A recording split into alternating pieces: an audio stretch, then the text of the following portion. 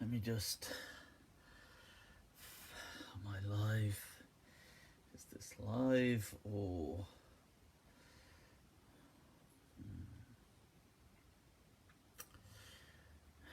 Alright, I take it we is live. Let me just share this, folks.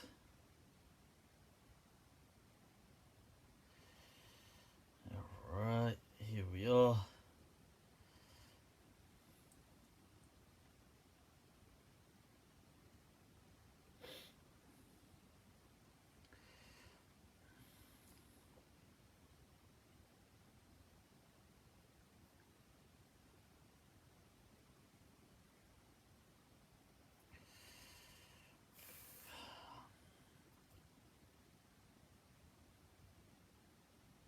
Alright. إن الحمد لله وكفاه والصلاة والسلام على رسوله المصطفى وعلى عباده الذين ارتضى ومن بهداهم اهتدى وبآثار أهل المدينة اقتفى وبعد فالسلام الله على القوم أهلا وسهلا بكم ومرحبا وحوانيين لايتس.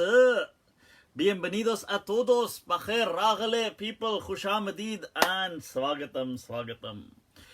Right, so, somebody said, is that Khalid Abul Fadl's book? Oh, right, can you see that? Oh, this camera is giving away more than I can. Of course, yep, that is Sheikh Khalid Abul Fadl's book. Just fix that, make sure. All right, people. Waqt सारी जिंदगी में दो ही गुजरे हैं कठिन, एक तेरे आने से पहले एक तेरे जाने के बाद. So that's partially explains my delay. Right, so what's going on, people? What is going on? Alright, somebody's just trying to catch these messages, some of these messages. Salam from the Philippines. Alright, people, alright. The Philippines, doing it, man, doing it. Right, what else is going on, people? What is going on? Are we in, I was reading some poetry. You know when you read some poetry and you listen to some poetry? Allah, Allah. It takes you into a different world, don't you think so? Anybody who does not have an appreciation for poetry is mahroom and deprived in this dunya, if you ask me.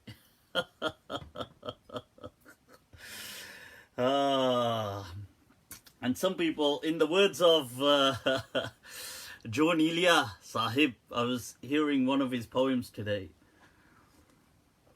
that बस फाइलों का बोझ उठाया करें जनाब, मिसरा ये जौन का है इसे मत उठाइए. That learn the patterns of poetry, that's what you ought to do. Don't try to rip off this stuff of Jaun Elia. That's a legend, people, a legend. There's a line of his that, you see, the thing I really like about this poet, let me share some, whilst some people are tuning in, let me talk a bit about this legend to you, why I kind of take a liking to him. You see, Jaun Elia has a kind of, he's a poet from the Indian subcontinent. He spelled his name not John, but J-A-U-N, Jaun, like that. But I think it may be equivalent to the English John, because I'm assuming he came from a Christian kind of background. Although later on in life, I'm pretty sure he was either agnostic or atheist later on in his life. But he comes from a place, Amroha, in India. And then he migrates to Karachi, Pakistan. And then he migrates to Dubai, UAE. And then he kind of floats in between. And he passes his life in this state of, I don't know, like a wanderer, I guess. But he touches up on certain elements within his poetry that are just kind of brutal truths that normal poets don't dare touch up on. They don't dare. You see, for poets, quite often, they paint an amazing picture. So they may be describing something or somebody very beautiful, maybe kind of describing a woman or a, I don't know, some scenic kind of thing, and they may give illustrious words, and that's quite common for poets. They may be speaking of, I don't know, epics or things like this, but with Jaun, there's a whole, there's a very kind of, there's a reality that's all too real and a bit too dark sometimes, and almost a very self-destructive nature about him that resonates with a lot of his fans, and a lot of people who are really, they infatuated by him. This kind of loneliness, I guess, that he has that echoes from his words. So the way he says things like, he'll have, you know, lines like, बस एक ही fun सीखा है हमने, जिसे मिलिए उसे खफा कीजिए, that I've only really mastered one skill, and that is whosoever you meet, leave them upset or disheartened. Things like this is whole kind of, it's very, it has a tragedy, but which is so real in the real world. Like, he has in his line, the way he expresses somebody who, for example, loves him, and he says, and they want a state of companionship. So he has a line, a poem, where he says, "Ehde rafaqat theek hai lekin mujhko aisa lagta hai." That companionship is fine, like I have no problem. But he says, but it appears to me as such, "Tum to mere saath rahogi, main tanha reh jaunga." That he says that admittedly you will get to be with me, but I will still remain alone.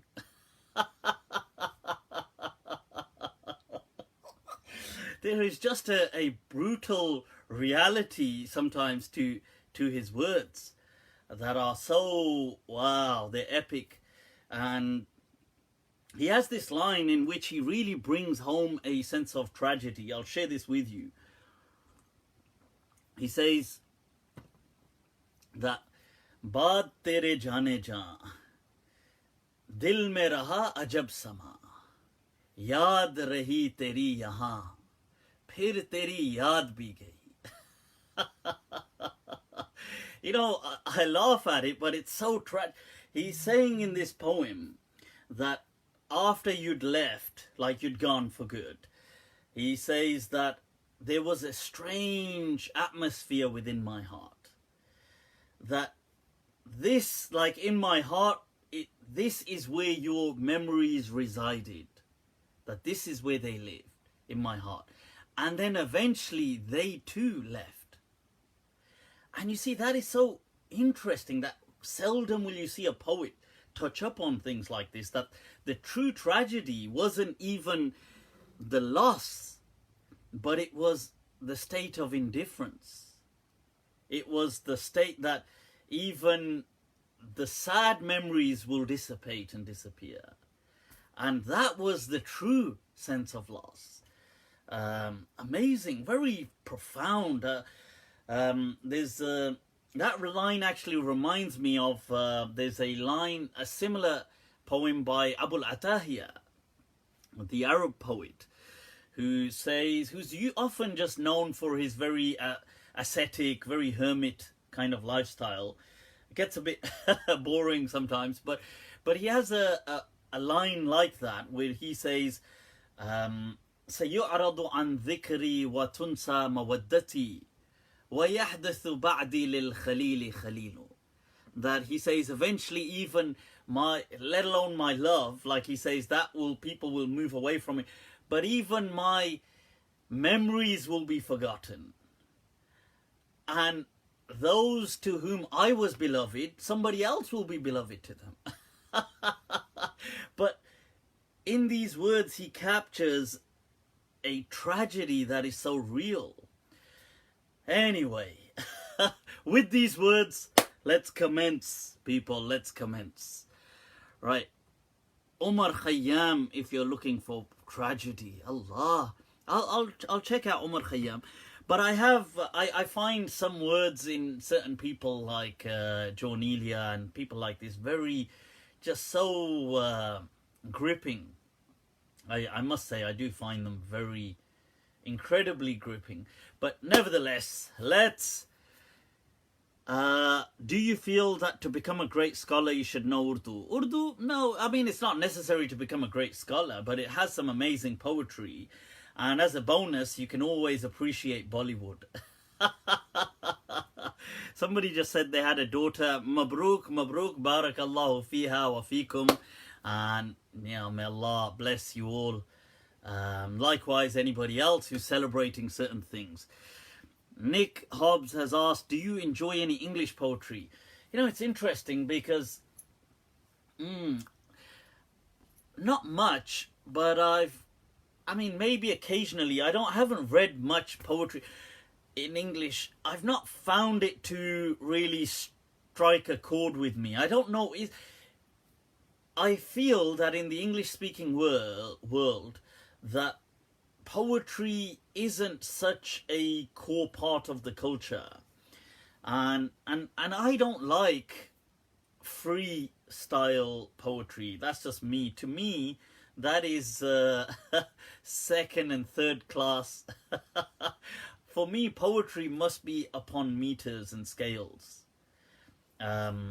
Everything else is simply... I mean, other things are... I mean, they're prose.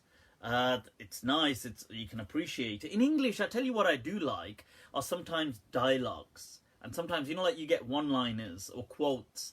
Certain quotes are epic in English, I feel. But poetry, I don't feel it does as...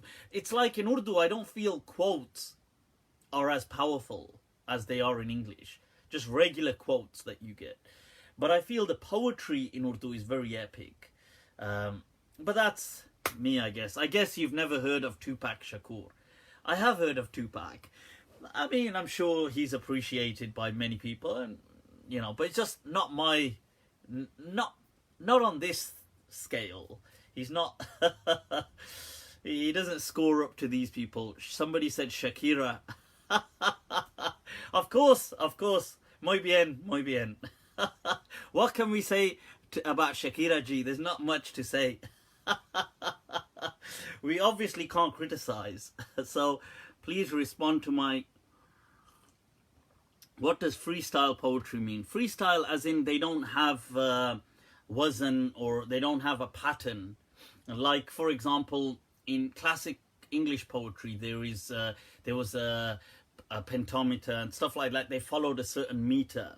Like, what is it? Like, for example, in Shakespeare, that heavy lies the head that wears the crown, for example, like that. So that's like on a 5-beat kind of thing. So in Arabic, you have similar, you know, like they'll have patterns like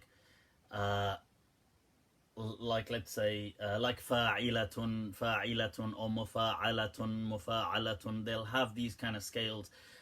So for example, min al-mashhuri bil hubbi ila qasiyatil qalbi, and these are like kind of rhythms. So that's how the poets used to sing things, and they would also, they say that in essence there's 15 in Arabic, there's 15, 16 scales that these poems kind of fit on. And they say that it did, in essence, reflected the camel beats as the camels would move in a certain way, that's what they would beat with. So, you know, min al-mashhuri bil hubbi ila qasiyatil qalbi, salamullahi dhil arshi ala wajhi ki ya hubbi. And so, like this, they had a beat that would help them remember the poem. In Urdu, you have scales as well. So, but in recent times, we have some people, like in English, they don't follow the scales anymore like Shakespeare did, or people like, they just say, it's a spoken word, like, it's just freestyle, like they'll just say something and they'll call it a poem. You know, oh, so beautiful is this and that, and they'll just say something, and it doesn't have to follow a pattern. And people do that in Arabic as well now, and I find that just non-impressive. That's me, I guess. So let's How is the Quran style different from poetry? The Quran is not poetry. Like, it has a rhythm to it, I guess, but it doesn't fit on any of the scales of poetry. So I guess today, because in English we're so used to poetry not having rhythms, so to us it may be difficult to differentiate why isn't the Quran poetry then. But in the past, people, and even today for poetry, they have set meters and scales and in which words must fit a certain rhythm to be called a poem. Just like a song has a rhythm to it. And now today you'll think, well, the Quran has a rhythm, like, I don't know, Ar-Rahman, like, oh, فَبِأَيِّ آلَاءِ رَبِّكُمْ تُكَذِّبَانِ, and they'll all end with an, from, لِمَنْ خَافَ مَقَامَ رَبِّهِ جَنَّتَانِ, and you'll think, well, this has a rhythm. So, but that's true, but it doesn't fit a poetic rhythm. But today, to us, that sounds alien because we don't understand these rhythms, and so we think any rhythm must be poetry. But that's not how it is. Right, so what else has been going on, people? What's going on? Right, first, I'd like to congratulate, I went to a wedding yesterday. Usama, not Bin Laden, but a friend, local friend, student, Usama Zainul Abidin, and got married to Bushra, so may Allah bless their union, Ameen. I don't normally go to weddings, but for Usama I made an exception. You see, normally I can't be, you know what, I just don't do weddings, and I mean, I don't even turn up to my own weddings. I'm just in the penthouse waiting. I'm like, when everybody's done, I'll just be waiting here. So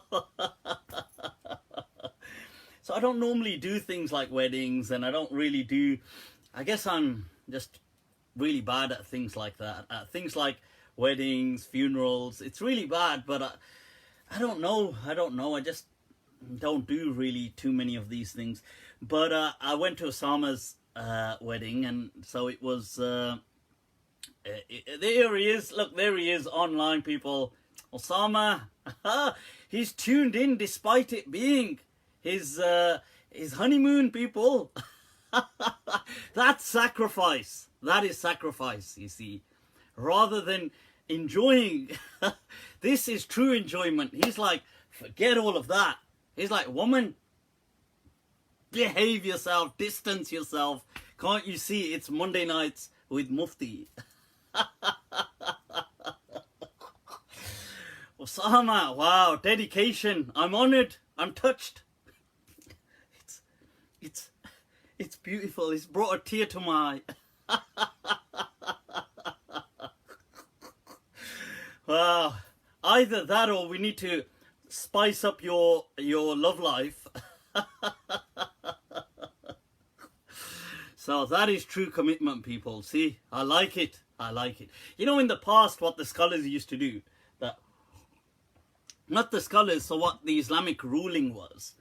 So the Islamic ruling was when a couple got married, for a whole week, 7 days, 7 nights, they would just be kind of locked in wherever is a house or their place, wherever it is. They would just stay there, no going out, no going to the masjid. Even the Maliki say, some of the Malikiya say, even Jum'ah, don't worry about it, man. You've got a more important sermon to give. You're sitting there doing your sermon. Yeah, you're nas. Oh, people. So, and this week of unbound and unrestricted passion and intimacy was to create a bond between the couple. that would kind of a chemical bond, of course. We're speaking in poetry, people. We're speaking, and that would then be a stepping stone into the relationship. You see, this was the people of the past. This is like, believe it or not, that's the medieval times.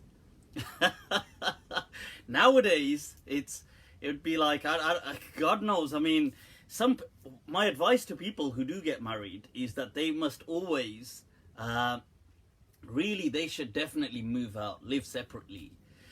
Because nowadays it'll just be like, okay, couple have just gone into their room and everybody's just sitting here.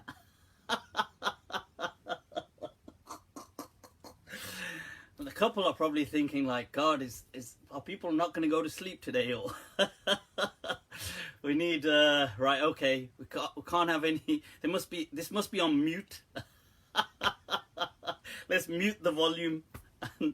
And everybody, it must just be so awkward, everything. So, and then that ruins the early, you see, this is the stepping stone into the relationship. So it ruins that. Because now they're too busy. Like, obviously, they've got like mom, dad, everybody sitting outside. You can't, it's hardly, you don't want to really hear screams or anything coming out of that room. Screams, I mean screams of joy. I mean of happiness. I mean of poetry recitals. That's what I mean. So, you know, and everything's so awkward.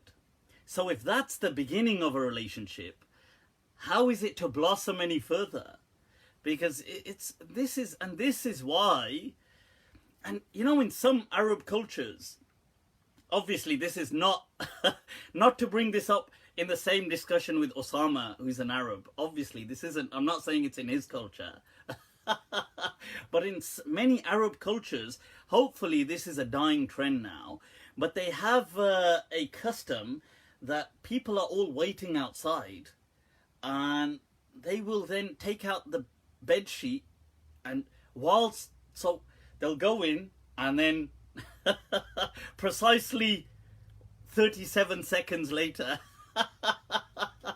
they will send out the bed sheet, and the bed sheet will have the kind of hymen blood on it, and that's disgusting. But this is what and then they kind of take it round and they kind of like go I don't know how they do that, but they take this around and everybody's looking at that sheet like, yeah, this is epic. That must be so embarrassing. What the hell? What the hell is that about? So that's in a few Arab cultures, believe it or not. And hopefully, I think it's a dying trend now. So I think with the younger generation, because that's got to be so awkward. That's got to be like, you know, everybody. That's not even just the parents and siblings. That's like everybody's in the house. And the dad's like, that's my boy in there. Mm-hmm. Yeah. All right, we're rooting for you. And this puts immense pressure on the girls that are not virgins or that have lost their hymen, for example. Due to other things, hymen can break due to other reasons as well, people. It's not necessary that it has to only, you know, it could break with exercise. For example, certain exercises that a girl could do could break her hymen. Or, I mean, even if she wasn't a virgin, but the point is, and it places immense pleasure, pressure. I was saying pressure, people, pressure. Behave, naughty. So this is, so it places immense pressure on the couple.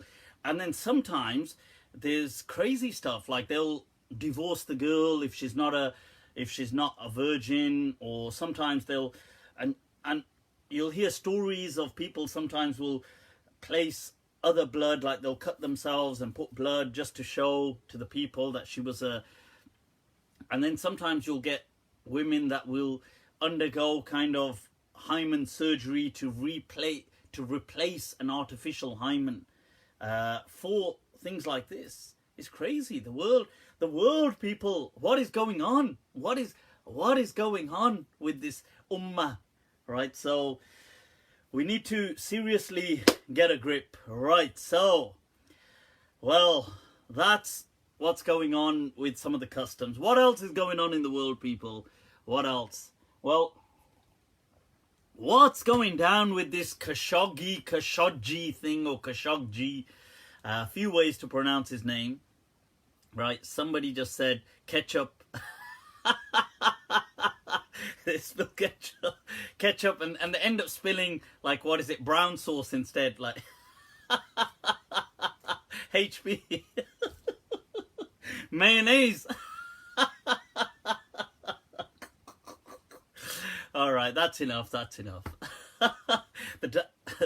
Everybody would be like, what the hell is going on in there?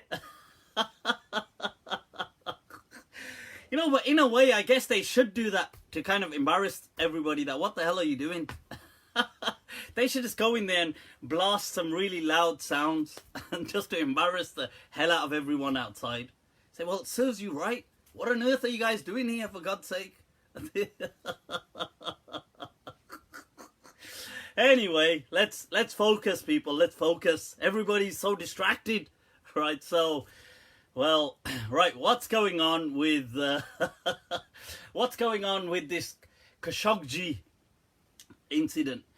Right. So, those of you that know, there's a journalist. This is what we know. So, there's this journalist, Khashoggi. Some people pronounce it Khashoggi and Khashoggi as well. I'm not sure exactly. I've seen the Arabic and it seems to be Khashoggi, like that. So Khashoggi, this journalist who was at one time pretty tight with the royal family, seems to have become he seems to have ended up on bad terms. We don't exactly know what.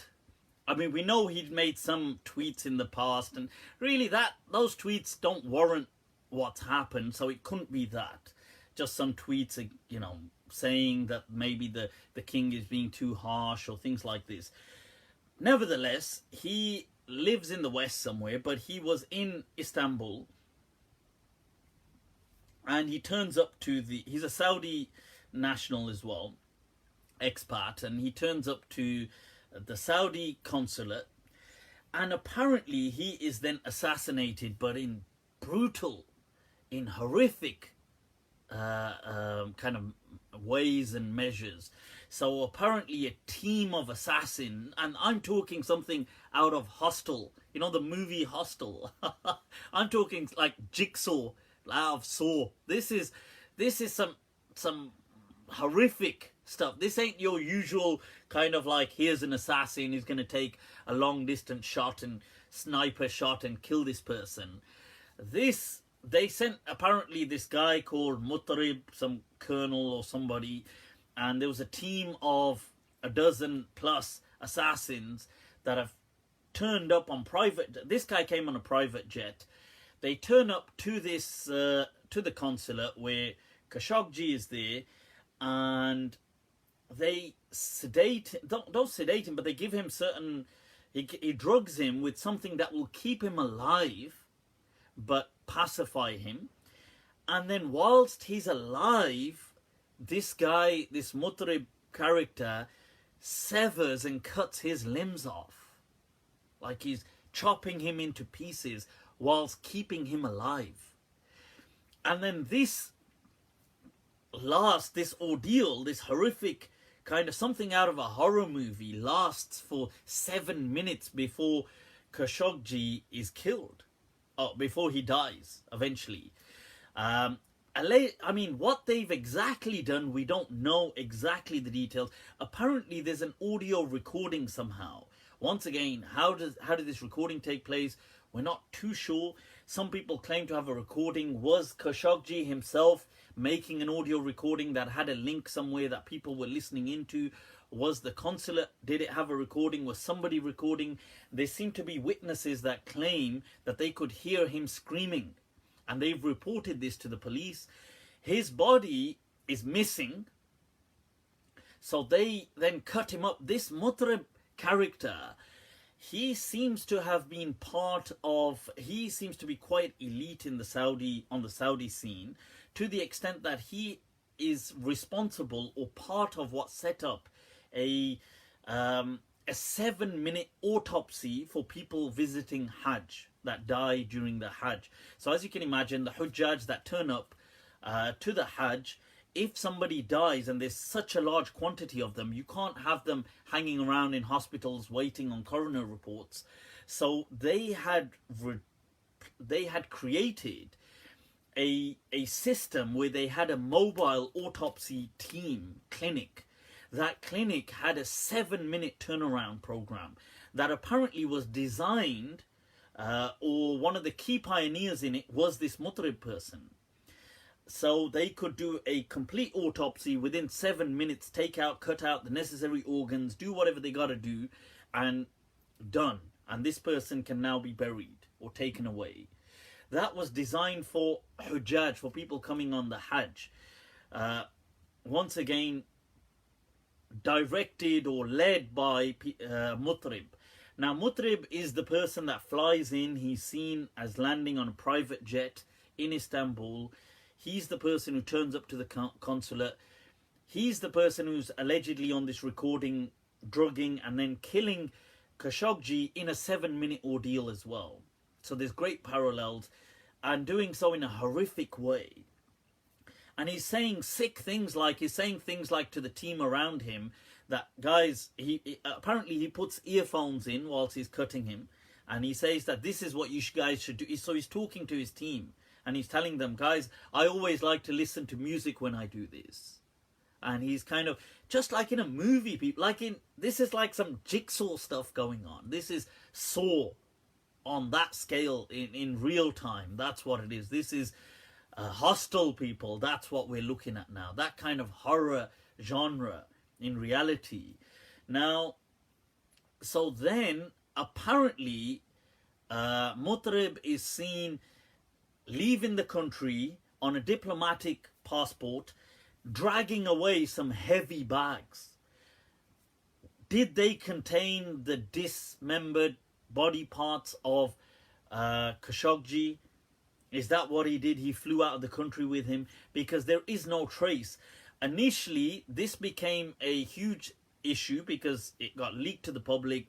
There was a public outcry that what on earth is going on? How are Saudi elite kind of people, representatives, turning up in our country, in Turkey? This is the Turks saying, and conducting such acts of extrajudicial killings and assassinations and torture in Istanbul. Initially, the Saudi consulate and representatives denied any such action and said Khashoggi came to the consulate, and as far as we're aware, he left safe and sound. What happened to him outside in Istanbul is none of our business. Donald Trump is also weighs in on this and initially says, yep, that sounds plausible.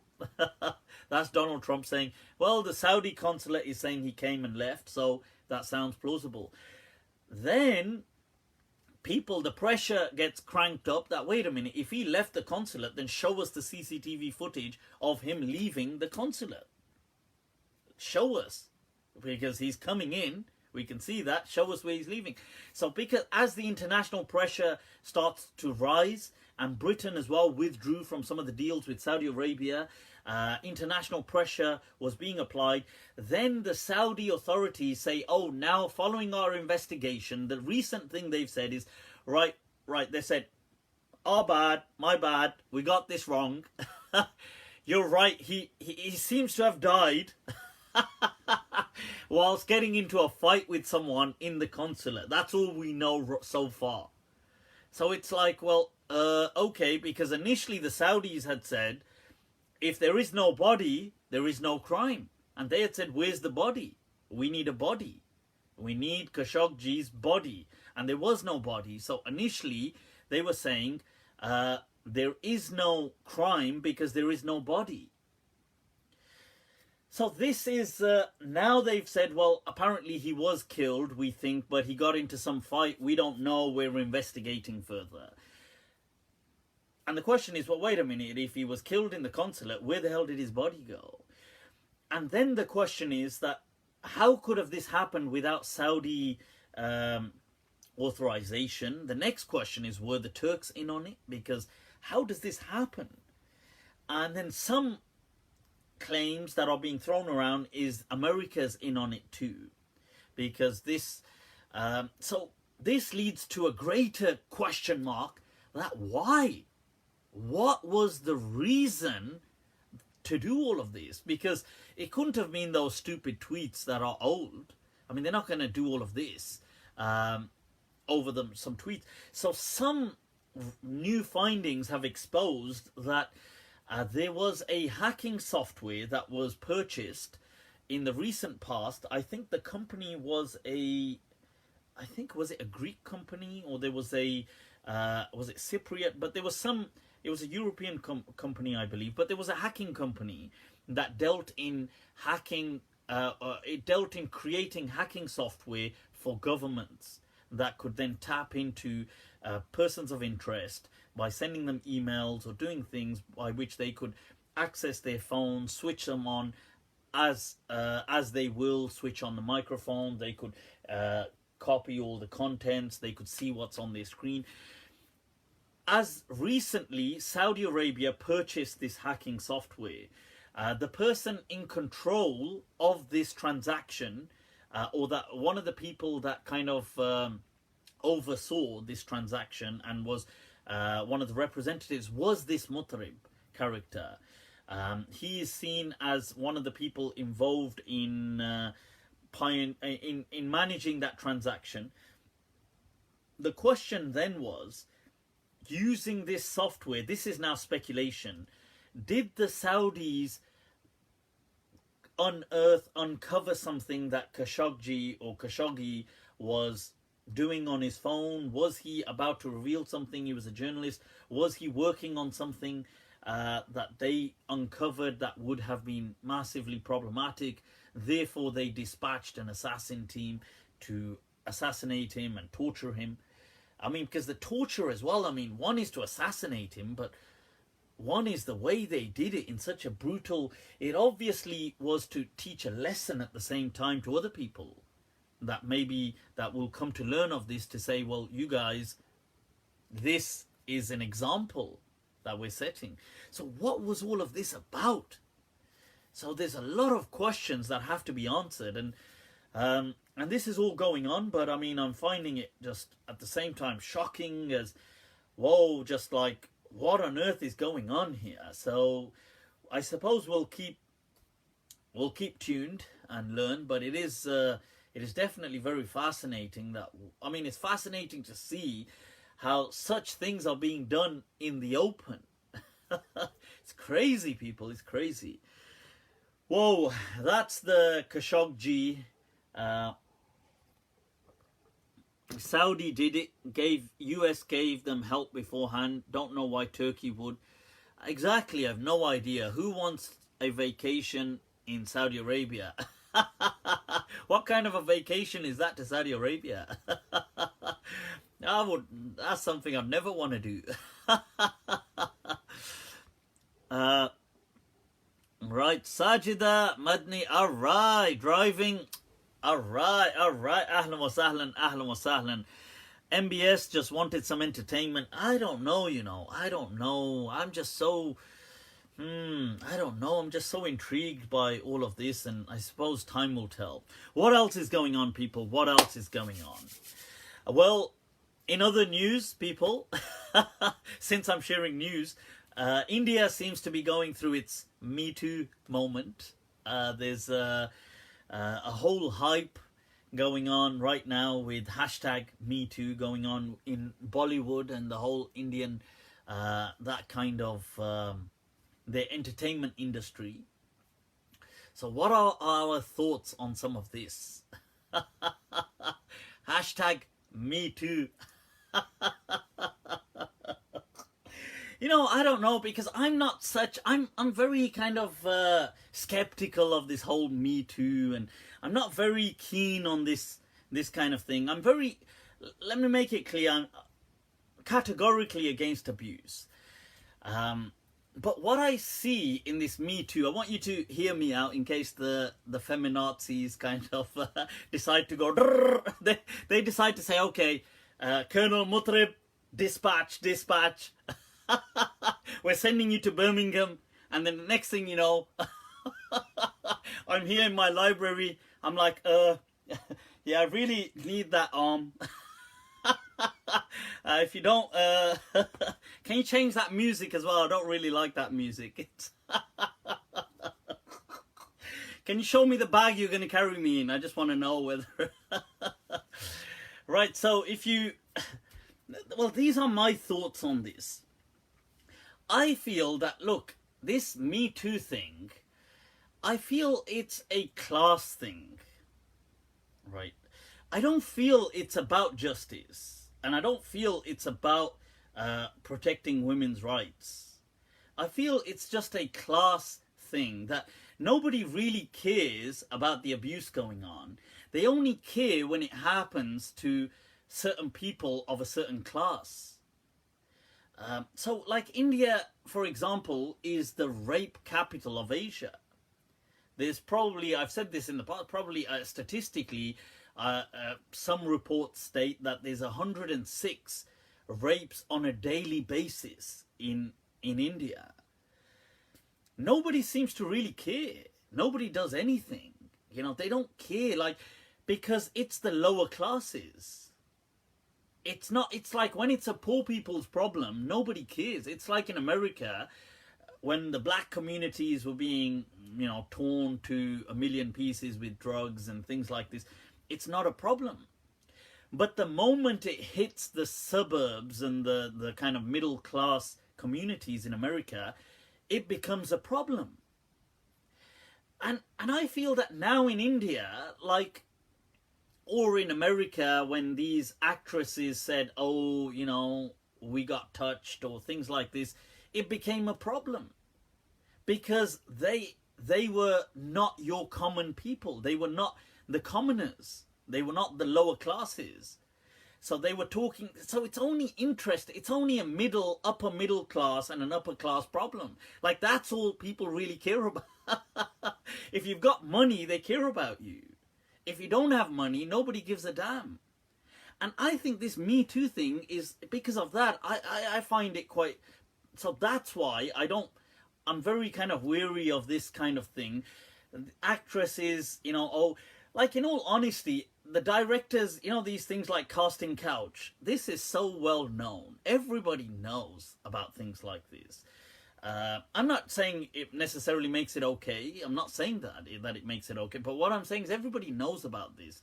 That women, for example, they will, to get into certain casting, to get a cast or to get into a movie or to get into something, they'll sleep with the directors or they'll do this or they'll do that. And sure, they won't probably want to, but they'll think, well, it's worth it because I'll get this role.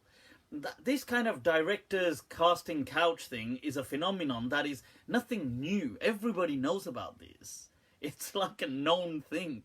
And people do it. Like, this transaction of I'll exchange sex for other benefits and gains is the oldest transaction since humanity. And I'm not trying to say it's okay, but I'm trying to say everybody knows that. And then sometimes some actresses will say, oh, during this, you know, I felt during that dance or whatever it is, he touched me in a way, or he did this, he did that. I think this so eclipses the real problem of abuse. You know, it's like somebody said in the UK that women saying that, oh, so-and-so touched my knee is an affront and an insult to women who have actually been raped. Like, what the hell is this? Like, you know, stop trying to steal the limelight. And these women saying, oh, you know, to get a job in here, I slept with this director or I did this, I feel is the same kind of thing. It's just them trying to steal the limelight of victims that are being abused and raped, and they don't get a voice because they're just poor and nobody really cares about poor people. So this is why I feel very weary on this whole kind of Me Too thing. I think it's just a celebrity thing. I think it's just for people with money. That's all it is. And it's nothing really to do with women's rights and stuff like that. It's just to do with people who are popular. And it's about taking them down. So that's my... And possibly about attention seeking and stuff like this. It may be. I mean, and it doesn't always mean... And I would like to say that I feel as well, it is unfair, although I can see the dilemma, but it is unfair that just by casting an allegation, somebody's life is thrown upside down. And then, yeah, I mean, how do they recover from that if it's false? Like, I don't know how. And there have been false allegations. There have been false allegations of sexual harassment, of sexual abuse, of sexual. And I'm not saying that's not to detract from the true victims, but how do you strike a balance between that, between people who are. So an example, like I remember reading, was it earlier this year in the papers in the UK about a person who I think was a taxi driver. I think I may have shared this incident before. He was a taxi driver, and some woman, he gave her a lift, and but he recorded the whole thing. She didn't know that. And the next day she made an allegation of rape, and his life was thrown upside down and everything. And he's like arrested and he's in remand and he's like this and that. And he kept telling them, look, I've got a recording. And she even slashed her own face. Wow. She even slashed her own face. And then eventually when his recording came forward, and you could see that he had nothing to do with this. He'd actually dropped her off and gone home. And then later on she confessed, but when the recording came, and she did have charges brought forward, but her sentence was nothing compared to what he would have suffered. So I feel sometimes it's difficult in this world having that kind of balance in how do you safeguard victims, but at the same time, I feel it's unfair that every time a woman says something, the man has to be wrong. It's true, isn't it? Like if a woman slaps a man in public, everybody will just think it's the man's fault. But it's so true. So guys, always, you got to block. I remember this guy told me once, he said, he showed me this picture of him with a bandage on his head. So I said, whoa. I said, what's that? And he said, well, my wife beat me up this one time. And I said, no way. He said, yeah. He said, I was sitting doing something, and she went to the kitchen, brought a pan. she smacked it over my head like about 6 times. So I said, okay, so, the first time she smacked you, the first hit, that was obviously like a surprise, like you obviously didn't know. But why didn't you block the others? Were you just like, well, what the hell now? You've hit me once, you might as well just carry on now. No. I was like, you could have blocked. But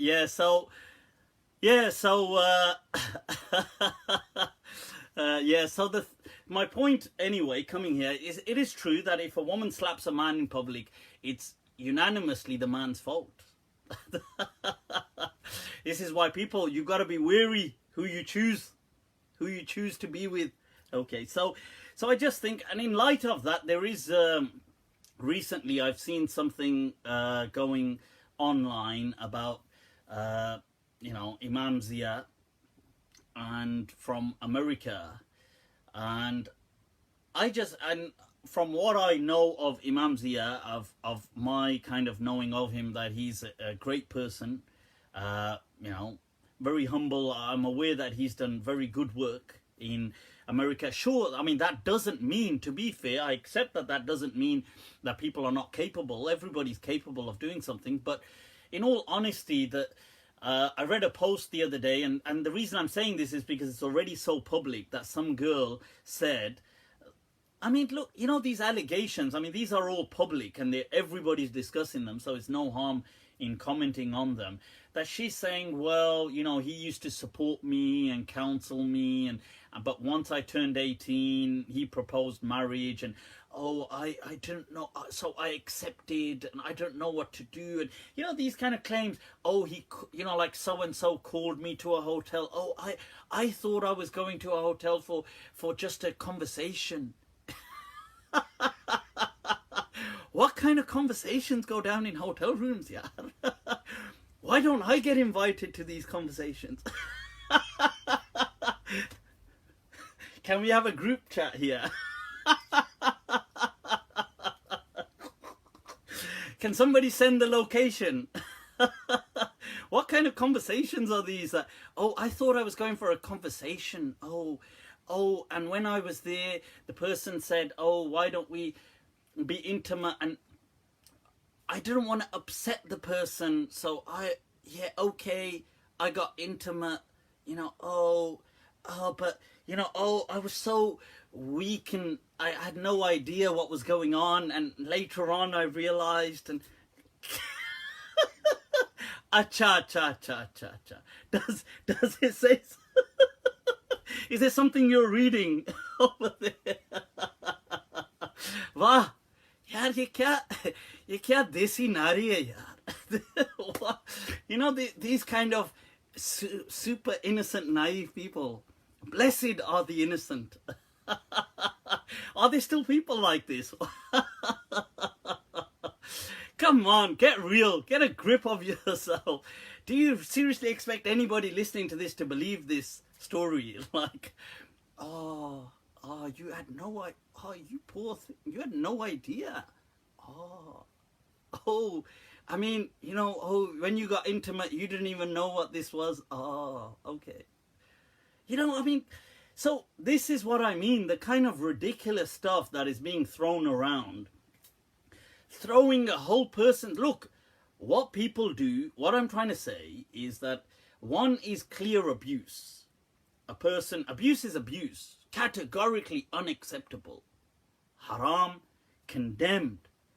And people, if they do things like that, it should be reported and they should be investigated and serve the consequences. And I support any victims. But that is abuse. This kind of stuff, like, a relationship that later on you don't feel so happy about. That is not abuse. I get it. I'll have a relationship with somebody, but, now thinking about it, now I don't get that kind of attention, so I'm just going to say, well, I don't know what I was doing, and I'm so naive, and I'm so... Get a grip of yourself. You can't have it both ways. You can't have it like this is what I think the dilemma of some modern day kind of, some women, that they will say, look, on one hand, we are super independent and we are very capable. Don't treat us like we're inferior. We are just as capable. There's gender equality. And I agree with that. They are just as capable. They deserve there should be no disparity in genders. Women should have equal opportunities in everything. I fully support that. On the other hand, they'll say, when a man will speak to me, I'll become so incapacitated. I don't have no akal left, and I didn't even know what was happening. I'm so innocent and naive.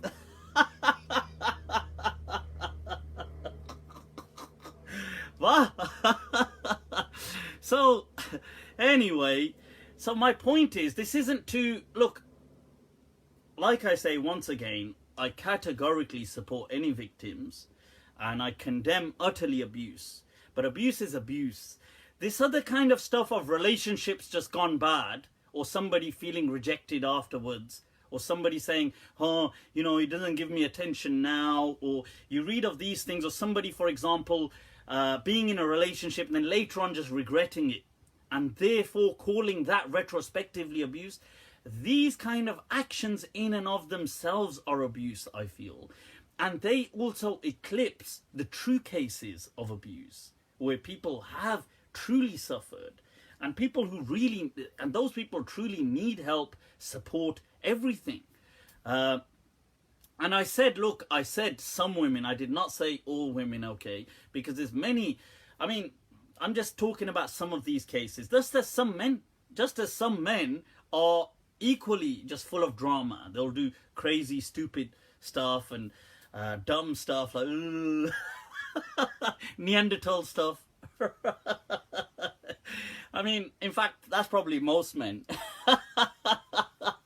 Most men probably still are just in Neanderthal mode.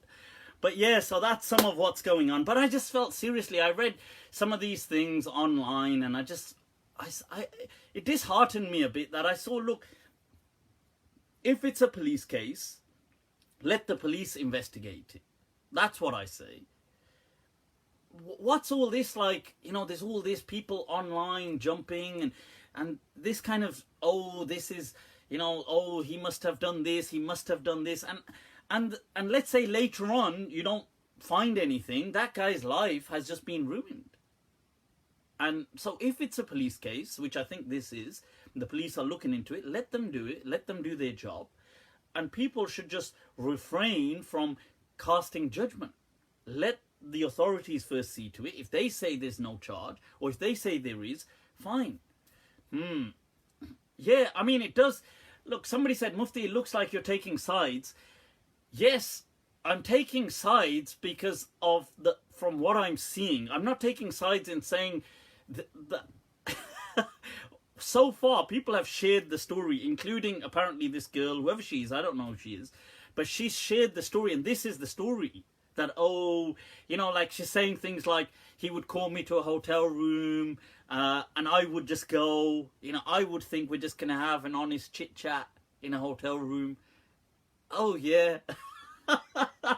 You know, like, oh, he'd like tell me, let's be intimate, and I'd be like, oh, okay, I don't want to dishearten you, let's be intimate. I mean, what? But nowhere is she saying, oh, he forced me. She's not saying he forced me, like he grabbed me and forced me, and she's not saying that anyway. She's just saying, oh, I didn't want to dishearten him. But then later on, now thinking about it, I don't know what I was doing, and so I'm so naive. In fact, I didn't even understand the whole thing. I just feel like, so all I'm saying is that I think it's just unfair that the way people are then treating Otam without, yet the police investigation is going on, but they're treating this guy like some kind of a rapist. It's like, whoa, let the investigations happen. Let them come out with their outcome. That's what I'm saying. That's what I'm saying. Okay? Okay, people. Okay. We're going to have a dars. We're going to have a lesson, people, in a hotel room.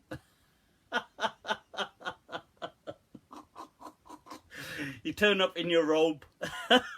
There's a dress code. Okay. Everybody must just wear a robe. Anyway, let's take some questions, man. Let's take some questions.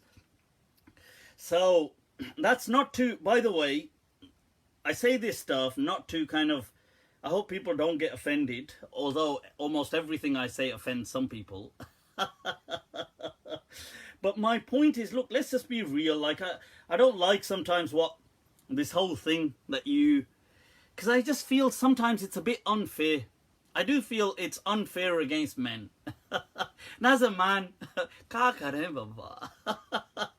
you know, it's true because because I was reading this article once before, actual news incident within the UK, that a guy, I mean, okay, I mean, in that case, I don't, you know, there's some details, and I suppose they could confess to that later, but it brought up an issue because in this particular incident, this guy was having sex with his wife as she was passed out. And in this particular incident, I think he recorded it or something on a phone, and I think like a year later she saw it or something, but there had been several incidents like this. So she told him, and he went and reported this himself to the police. And they said, mashallah, swagatam, this way. And they went straight, I think he got like a 10-year sentence or something. But my point was, it brought up a discussion that what is consent? Like, let's say, because it brought up a discussion that, let's say, if a person is married. Now, let's say if a person sleeps in the same bed, if he snuggles up to his wife and holds her or touches her and she's asleep, technically he doesn't have consent. And she could do the same thing. I mean, she doesn't have consent to touch. I mean, at what point do people draw the line? Like, I mean, it becomes, and I just feel that it's unfair in many ways towards men. I just feel that. That's I suppose, my sentiment. People don't need to agree. There was a case this year, this one's a bit graphic, people, so parental advisory. I mean, my whole thing is live and unrestricted. But there was a case within the UK that during sexual intercourse, during actual sex that a couple were having, or two people were having, man and woman, not gay, but during this, this case, right guys, this is a bit graphic, so those of you, ain't for the faint-hearted. I mean, it's not that shocking, but still, it's... So, but during sex, he had inserted his thumb in her rectum during sex. So, she then, later on, pressed charges for that act and said that was... The sex was consensual, but that was an act of forced sodomy. She said, well, I never consented to that particular act. So that went to trial and her case was eventually dismissed. But this is a case, I believe, from this year in the press in the UK. And it's it's crazy. This is what I mean. It's crazy that where do people draw the line? Like I just, that's why I was just sharing my sentiments. Everybody is entitled to their opinion. I don't know. Somebody said it must have details. I've got no details, but you can read about it. It's on Google. Right, let's take some questions, people. Let's take some questions. Because this is going to get way too graphic. Talib is saying, do you mind? I'm trying to eat. No, I don't mind at all. I hope it's helped. I'm just glad to have been some help. Right, so... Right, people, let's take some questions. Right, what are some questions? Guys, I'm just discussing. This is, look, I advertise this as live and unrestricted. Okay, so it's all adult material here. It's... Right, so what else is Kyle? All right, people hooked up with the crew yesterday, the Baraka boys. You got Khalid, his brother Omar, Kyle, Briggs, the whole people. That video, by the way, recent video they've done, mashallah, it's very impressive. If you haven't heard it, do go check it out. You know, I'm not somebody personally, I'm not so much into nasheeds or this kind of stuff. Not that there's anything wrong with them, but I'm just not so much into that. But I am really impressed with what Khalid Siddiq and other people like him, like Jamaluddin from America, or sorry, I think it's from Canada, had done. And people like this, that young people who've taken it to themselves, you know, they've taken it upon themselves, to express themselves, to really just seize their own place in the Muslim environment. And that takes courage, you know, to just, because there's unfortunately a lot of hate in the Muslim community. There's a lot of pulling and pulling each other down. And I love the way that these young people, young artists have just, you know, they've mustered the courage to just stand up to that, to express themselves and produce some very good music, like this track I heard recently, mashallah it's called. I thought it was really good. I mean, I'm not, like I said, I don't often listen to nasheeds, but I do really, I found it very good, and I do encourage people to definitely check it out. But what I really like is the fact that these people, as young people who are amidst all this confusion going on, which there is a hell of a lot of confusion, amongst about faith, about things, and yet they've managed to really seize and they've had to really snatch a place for themselves within the Muslim kind of platform, to do that against a lot of hate. So there's a lot of hate coming their way, a lot of heat, but they've managed to really stand up to that and resist that, and that, you know, that deserves the respect that it has. So inshallah, so you know, respect to people like that and other young people that are struggling to forge their identity, their platform within the greater Muslim discourse. I respect and encourage people to do so. And don't kind of wait on others to give you that opportunity, because it doesn't happen. Right, so, alright people, what else is going on? What else? Does Dr. Abdul Sabur Shaheen say that Adam developed in the Neanderthal womb? No, Yaqub, Neanderthals are not the forefathers of Homo sapiens. So Neanderthals are like cousins to Homo sapiens. They share common ancestors, but they're not from each other. So Neanderthal genes are very close to Homo sapiens, but they are not identical. So we have the Neanderthal Genome Project was complete, I think, by 2010. They completed it, and I think in the early 2000s, the Human Genome Project was complete. So they managed to decipher the whole DNA for the human DNA, and then with whatever they could with Neanderthals, and show within a decade that we are not actually from Neanderthals. However, we're like cousins to Neanderthals, okay? Can't you tell with the... You know, if you go past Alum Rock, which in Birmingham, can't you tell that we're cousins with Neanderthals? Any? Do this any? Qasam, qasmani. Huh? What are you saying? Oh, bro, any cousin?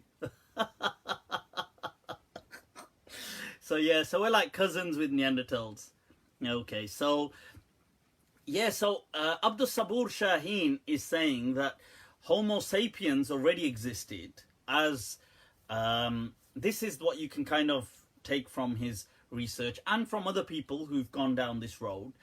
They say that, and today science supports that Homo sapiens have existed maybe for 300,000 years. So recently they found that the fossil from in Morocco, actually, that's just in recent times, they just found that, which pushed back the Homo sapien, because they thought Homo sapiens were probably 100 to 150,000 years old, but it pushes it back to about 300,000 years.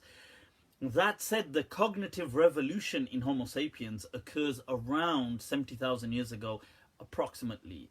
So Homo sapiens, for some reason, about 70,000 years ago, start behaving very differently.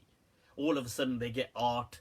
They start painting in walls and doing certain things and communicating in certain ways and setting out the out of Africa kind of journey to dissipate across the globe. And Homo sapiens just behave very differently.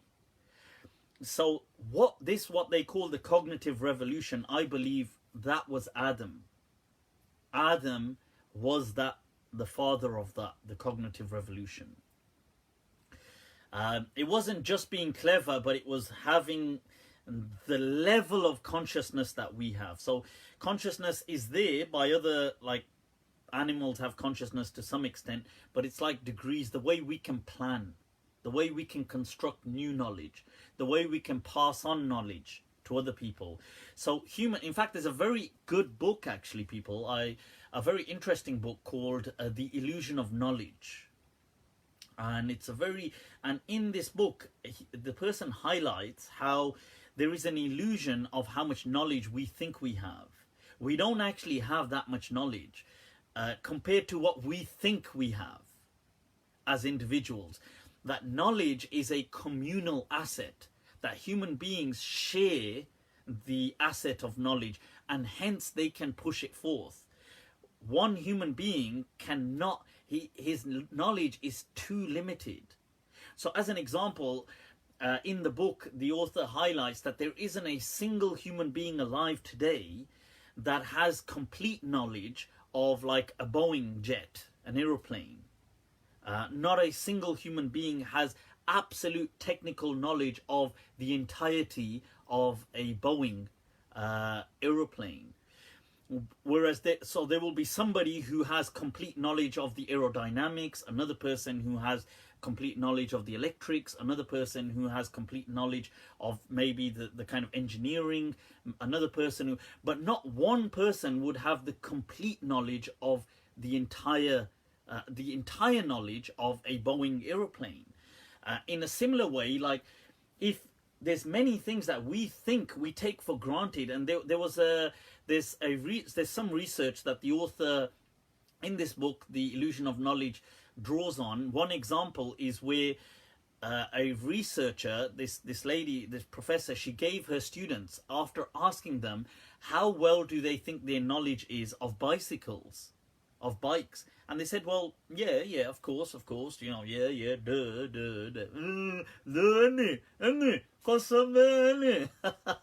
So what she did is she gave them all a piece of paper that had certain structures of a bicycle that was incomplete. So it just had like the handles, and it just had some, and she asked them, can you draw the rest? Can you complete the bike in its picture? Can you draw, even if it doesn't have to be very artistic, but just draw it. Surprisingly, or whether you may anticipate this or not, the majority of the people in that classroom could not draw the bike in its entirety for it to work. So they would either put the chain on the bike wrong, they would not connect the wheels, they would not connect, like the bike that they drew just would not work in the real world as a bike. Despite them rating their knowledge when they were asked that, how would you rate your knowledge of bikes, as in to ride a bike, the design of a bike, would you say it's pretty good, you understand how bikes work? So most people rated themselves much higher than they actually were.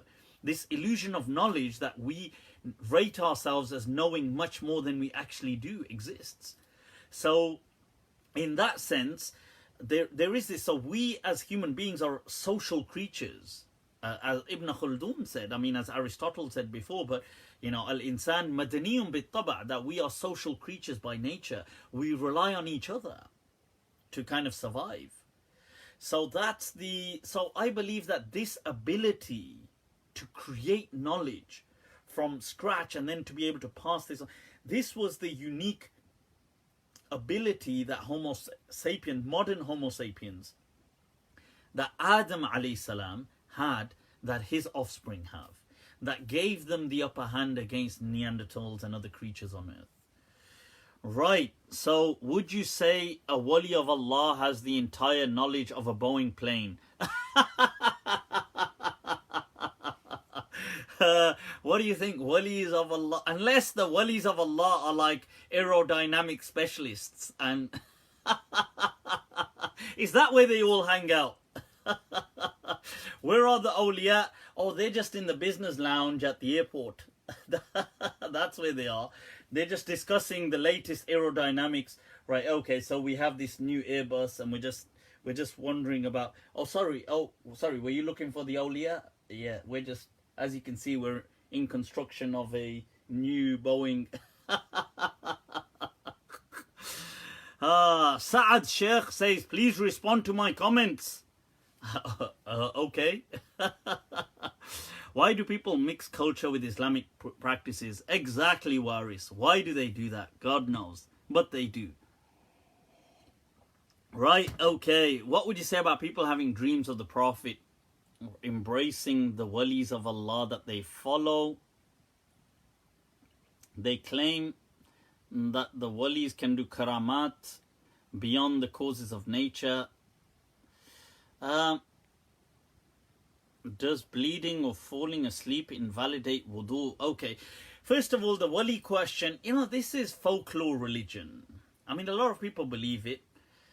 I just leave people to it. You know, it's people want to believe, like people have an urge to believe the supernatural. In all essence, it doesn't work like that. Allah has set laws in nature which He does not violate. Okay, because Allah says, وَلَن تَجِدَ لِسُنَّةِ اللَّهِ تَبْدِيلًا. Allah, if He was to violate these laws, He wouldn't call you to observe them. Because what's the point of observing nature if nature doesn't have laws? So, this is... But I understand that, look, in folklore religion, a lot of people are going to believe in superstitions, they're going to believe in paranormal, and they want to believe in stuff like that because it makes, to them, if a religion doesn't have like kind of fairy tales in it, it doesn't sound like religion. Like they need it to be a mythology. I get that, so I just leave them to it. I'm not gonna be condemning people and saying, oh my God, why do you believe paranormal or weird stuff or fairy tales? Or people want to believe it, they can believe whatever they want. Doesn't bother me at all. But in all reality, objectively speaking, Islam doesn't really have this kind of stuff. Islam is not paranormal, it is not superstitious, it doesn't really have any of these fairy tales. These things were all later on created, and stories were brought about with culture, and they just kind of permeated because people needed that as a solace. That's all it was. Was the Arabic language always existent, or did it evolve from other languages? Of course it evolved. The Arabic language, I mean, all languages evolve. Language is such a fascinating topic. Like, I think, wow, the fact that, you know, because language is like, so Arabic is a Semitic language, just as, let's say, Urdu or English are Indo-European. So there was these, they believed that they were proto-languages before them that were like the mother languages of them. Like, so Indo-European was like a prototype language that these people kind of diversified. And the Semites, like, they were people that had some language that diversified into, you had Syriac and Hebrew and Arabic and Aramaic and things like this. Now, and other languages like Sino-Tibetan languages of Chinese and Japanese and things like this. So, but it's so fascinating that how did these languages, honestly, I'm so fascinated by how languages would have evolved. Like, how did they, because to me, that is it. Like, you couldn't just name stuff. You couldn't just say, hey, okay, tree, stone. That doesn't, it just doesn't cut it. You see, like, that is amazing. You know, and the verse of the Quran, that, you know, وَمِنْ آيَاتِهِ, that Allah, from His signs, you see that that اختلاف ألوانكم واختلاف ألسنتكم وألوانكم, that, you know, that your differences, the way you people are so different ethnically, and the way their languages are so different, that in that is ayat lil alimin, that there are signs for those who have who know, who can understand that. I find that amazing, wallahi. I think, unfortunately, unlike anthropology, language doesn't leave fossils. So how do we learn about how ancient people languages developed? And I feel that our breakthrough in that will come through genes. So there are certain genes that reflect languages. So maybe through that we can get insight into ancient man. Did he have language? What capacity of language did he have? And things like that. The shaitan cannot take the form of the prophet. Is that correct? The shaitan can't really take any form. The shaitan is not going to come as a person and things like that in that sense. Explain Surah Saad Surah Saad verse 30 to verse 40, please. Surah Saad. Let's see. What are you talking about? Let's see, people. Let's see.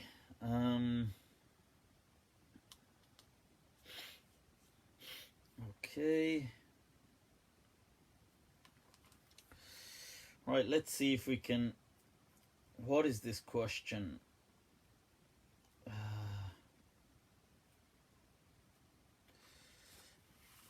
Okay, verse what? 30 to 40.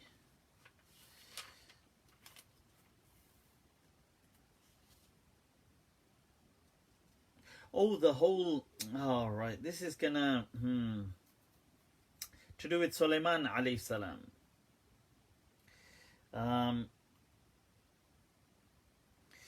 Yeah, I did say that I was going to go through this in much more detail. What I wanted to do was also include some of the tafasir of the classic and contemporary scholars on it. Right, so I didn't get round to going through the tafasir, but the verses in general, just so people know what we're speaking about. There's some controversial tafasir around this verse that Sulaiman alayhi salam. I mean, the verse preceding it is وَوَهَبْنَا لِدَاوُودَ Sulaiman. ni'mal abd innahu awwab, that this is speaking about Solomon, the son of David. إِذْ أُرِضَ عَلَيْهِ بِالْعَشِيِّ الصَّافِنَاتُ الْجِيَادُ. Now the issue here is that when he was presented with these things, what were these things? Now many people have said these were the horses, that he was shown certain horses. But other people have disagreed. What was this thing that was presented to him? It just says these fine, outstanding kind of, but it mentions in the feminine form, but it doesn't exactly say what they were. People have understood from it that it's talking about horses, but it doesn't say that. And then it says فَقَالَ إِنِّي أَحْبَبْتُ حُبَّ الْخَيْرِ عَنْ ذِكْرِ رَبِّي حَتَّى تَوَارَتْ بِالْحِجَابِ. Now this is once again a verse that is ambiguous, because he is saying, oh, I loved possession, like loved these things, whatever these things were, this goodness, the love of these things, over the remembrance of my Lord, until it hid away from him. Now once again, there's a lot of it and he and the thing, and it doesn't say what they were. So some people here say, oh, he got so distracted by the horses, and some people say, no, the other things, and some people say he missed Asr Salah, and some people say it hid away, meant the sun hid away and went into sunset, and some people say, no, the horses, and some people say this. So there's a lot of ambiguous language in this verse, in these verses, and it says, he says that rudduha alayya, that bring them back to me. فَطَفِقَ مَسْحًا بِالسُّوقِ وَالْأَعْنَاقِ. And then he began to wipe over, like as in, and this is why people feel it was horses, and he was wiping over the kind of mane, and he was kind of like stroking them, and he was so fascinated by. Not everybody agrees that he's talking about horses here. And it mentions وَلَقَدْ فَتَنَّا سُلَيْمَانَ وَأَلْقَيْنَا عَلَى كُرْسِيِّهِ جَسَدًا ثُمَّ أَنَابَ.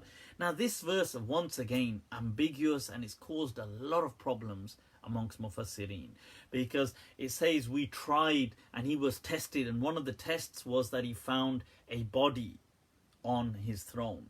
Now the question is, it doesn't go on to explain. But when the Quran was being revealed, the understanding was these verses were for the Jews who already had a narrative of what was going on about Solomon, and because Solomon is the great Solomon for them. I mean, the kingdom of Israel was never in the splendor and might that it was, except during the reign of Solomon and his father David. Now, so it then says, he then seeks repentance and says, قَالَ رَبِّ اغْفِرْ لِي وَهَبْ لِي مُلْكًا لَا يَنْبَغِي لِأَحَدٍ مِّن بَعْدِي إِنَّكَ أَنْتَ الْوَهَّابِ. And so he kind of seeks forgiveness and asks Allah for a unique dominion. And then Allah says, we allowed for him the wind, we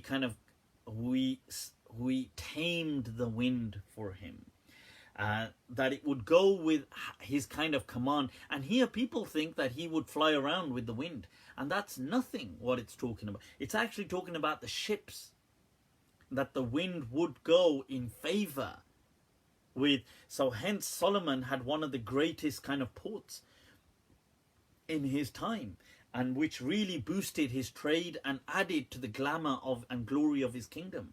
So, and it says that the wind was made tame for وَالشَّيَاطِينَ كُلَّ بَنَّاءٍ وَغَوَّاسٍ. And it mentions here about, the shayateen diving, and they would make things. But was this referring to jinn or people? Once again, some difference of opinion, and how he had certain people tied up in chains, as in he had dominion over them and ruled them, and هَذَا أَطَاؤُنَا, and this is our granting. Allah says, فَمْنُن أَوْ أَمْسِكْ بِغَيْرِ حِسَابٍ. So this whole point, this verse speaking about Sulaiman alayhi salam, I did say I'm going to go through much more detail about that, because I wanted to check what some of the contemporary Mufassirin had said and some of the classics, and I haven't managed to do that. So rather than just giving my take on it, I'd rather read what all of them have said and then bring that to you. But to do with this, the stories that have floated amongst a lot of Mufassirin have been things like that he got so distracted by his horses and he forgot to worship God, and then he sacrificed his horses to thank, as a atonement, and then he had a handicapped baby, and they say this and that's nonsense. And this verse does not say that. It does not say these things. Like I said, it's very ambiguous language. It's not clear at all what it's saying. But you could twist it this way. You could turn a narrative out of it. Hence, there's some very awesome mufassirin. I want to see their take on this verse in case they can add to my insight. Cool. So I'll get back to you guys on that. What are some other questions, people? All right. What are the muqatta'at saying? What do you mean by that? Do you mean the al-huruf? Do you mean like alif lam mim and stuff like that? Well, nobody really knows what those things mean except that they are there. Abu Unaysa is asking how to teach your children Islam in the anti-religious times we live in. How you raise your children as Muslims, Mufti. Abu Unaysa is asking. That's a really interesting question, because I think this is truly a challenge.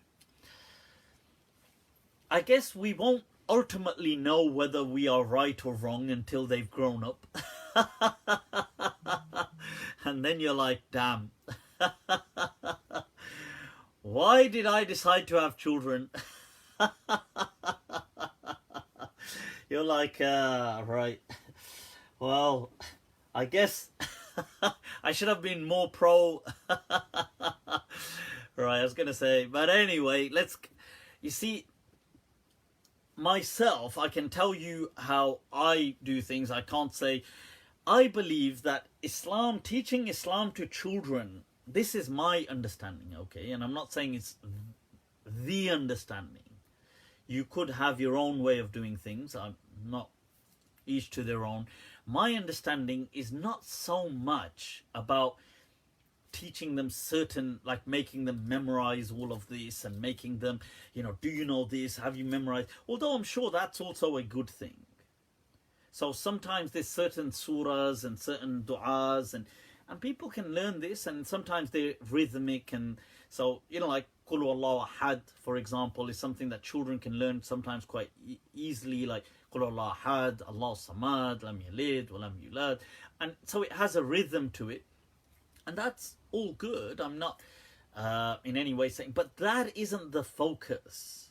As the focus isn't can they memorize, so I see sometimes some people, they bring their children up in a way that it's like in a way they're trying to reinforce themselves, like, oh, my child knows the dua before he does this, and my child who's 7 or 6 knows this dua and before they eat or they do this, and this is, or I make them read storybooks about this, and that's fine. I mean, I'm not opposed to that. That's their way of doing things. My understanding is more about, seriously, and this is my understanding, it's not so much about these things, but it's about trying to make them people who have some care, one for family and for people and humanity, like trying to make them decent human beings. As in, it's not so much about like just rituals and learning rituals or learning prayers, but rather I would want them to be people who have, like, I would want them to be children who have empathy, who have an understanding, who don't want to do bad things, who don't like generally bad things, as in harm and stuff like this. And to me, that is much greater than them memorizing stuff. Like, it doesn't, the memorizing stuff doesn't mean much to me as a person. Like, it's good. I'm not saying people shouldn't memorize things. I mean, it's good. But that, to me, doesn't define a kind of success. Like, I wouldn't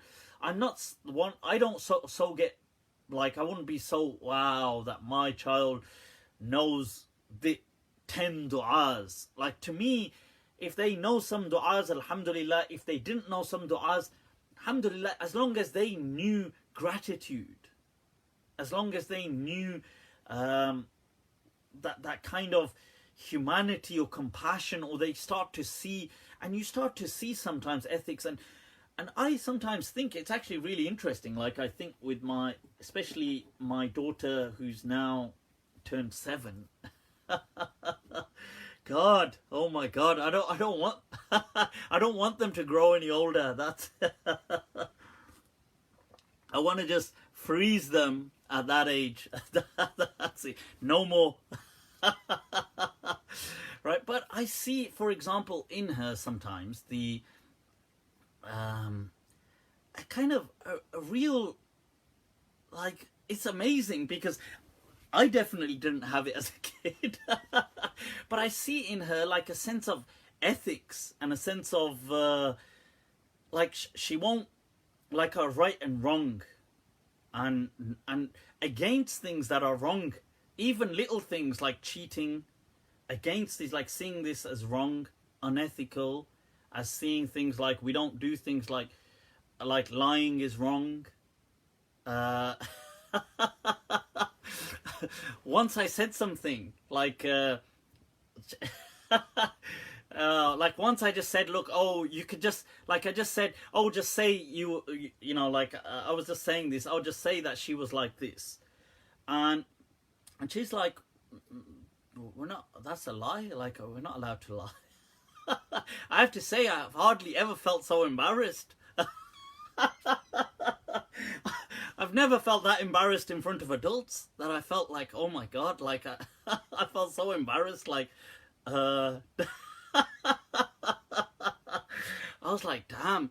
But it's so true that I felt like, wow, I've got to, you know, you feel embarrassed from your kid, like thinking, oh my God, like I shouldn't, you're right, I can't justify it.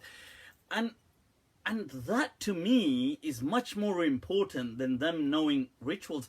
And I think that because I was thinking about this, where did this come from? Because I don't remember being like that as a kid.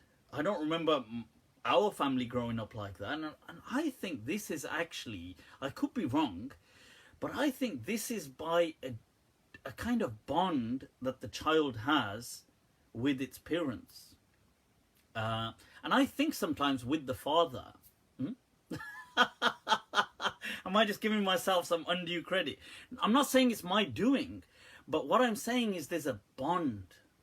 Like, and the bond doesn't have to be like this kind of teaching, but there's just a bond that they feel. I don't know. I honestly can't explain it. It's almost ineffable, almost like I'm at a loss for words.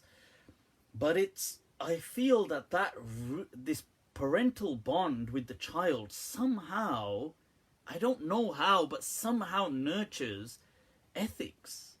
It's really weird, but it seems to be, this is what I'm thinking. But then I'm looking at my other one, who's like 4, and is like a demon.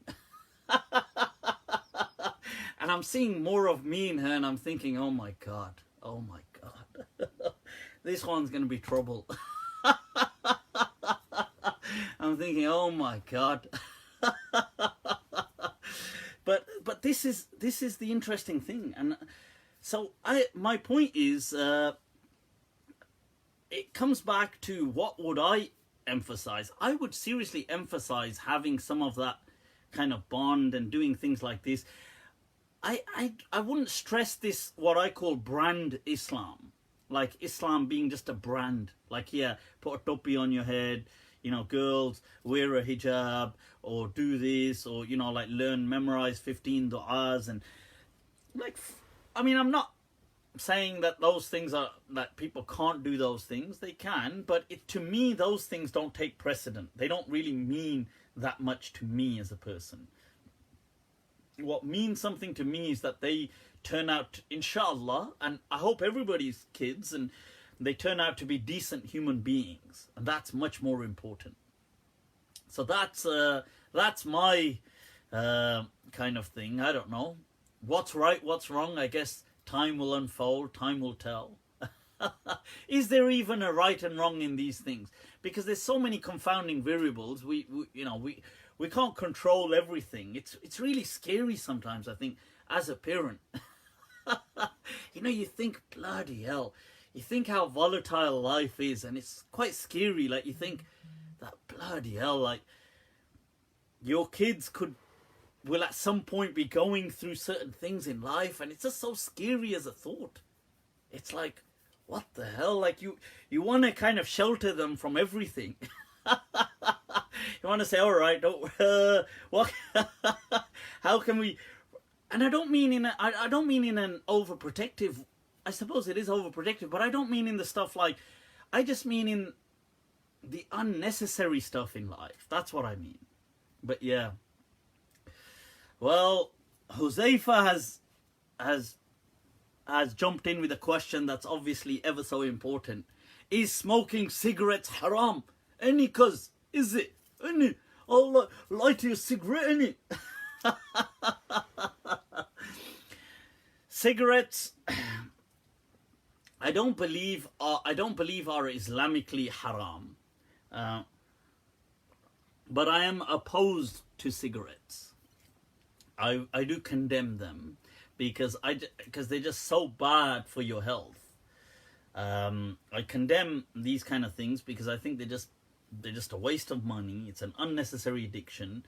It causes a lot of psychological just anxiety and harm and stuff like this. And it's a waste of money and it's a waste of health. So I am against cigarettes, but I don't feel that it has, you see, to declare something haram, in my understanding, the evidence has to be from the Quran and Sunnah. And it has to be compelling, like it has to be that this is something so up there that God has declared it haram. And I don't believe God has declared it haram, but I feel that He has given human beings freedom, but He's given them common sense. And most have clearly chosen that. With the God says, don't worry, I've given them aql. And then they go,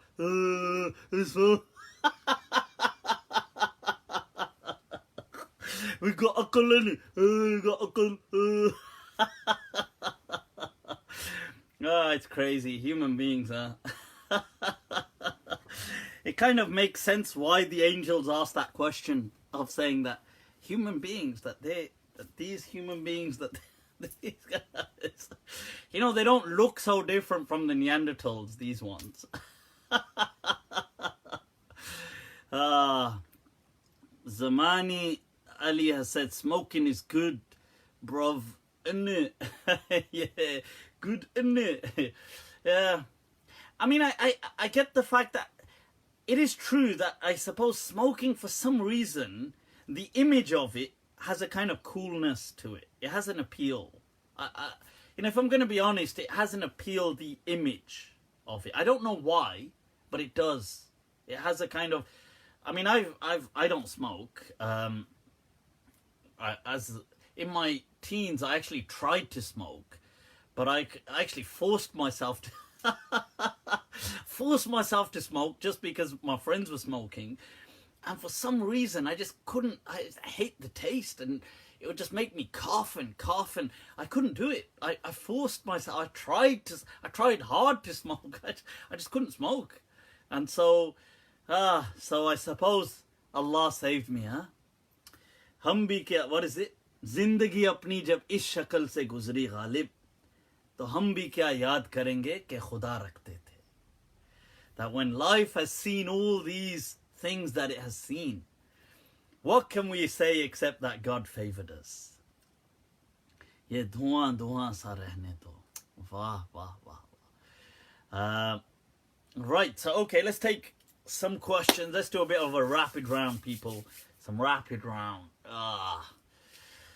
What is going on? What is going on? I'll tell you what, let's take, some people have submitted some questions. Then they're going to say, we submit these questions and Mufti doesn't even look at them. Who speaks for Islam, and do you speak for Islam as a Mufti? Huh? Yeah, calm down, bro. Looks like somebody's got blood pressure. And when you have placed doubts on the basis of Islam, don't you evidently place doubts on yourself as well and your credentials? Ha ha ha.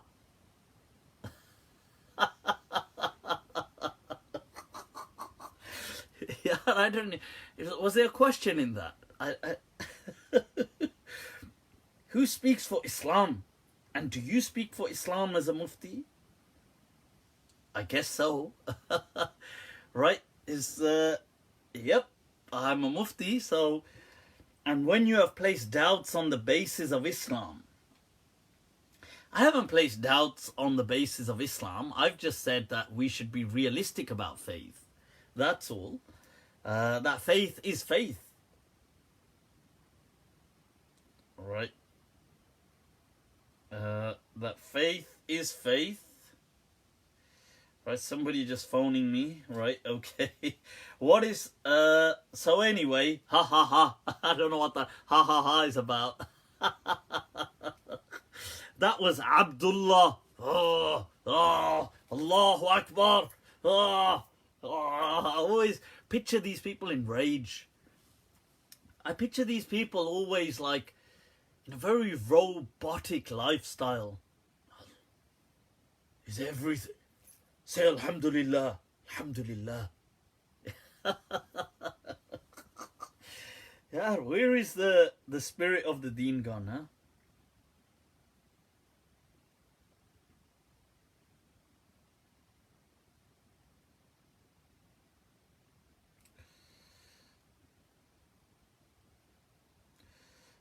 Right, okay, let me... What is the difference between the Hanbalis and the Wahhabis? I mean, that's a difference, as in the Hanbali is a school of fiqh and also a school of aqidah, and the Wahhabis emerged from the Hanbalis, but they went on to deny all madhabs and schools of law, and in aqidah they're the same thing. So in aqidah the Hanbalis are the Wahhabis, but in fiqh they're different things. Is there anything wrong with being a Maliki? Hell no. Hell no, people. School of Medina all the way. And following the early Hanafi principles of Hadith, contrary to the famous Shafi'i principles. Not at all. And in fact, the Maliki principles are very similar.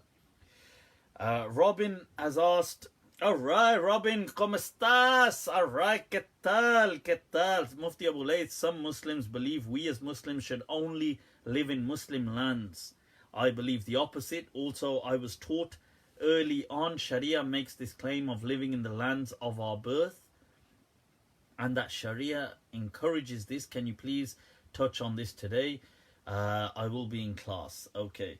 Right, so there is no such thing that, you know, this thing of Muslims ought to migrate. What do you mean we ought to migrate? Islam is for the whole world.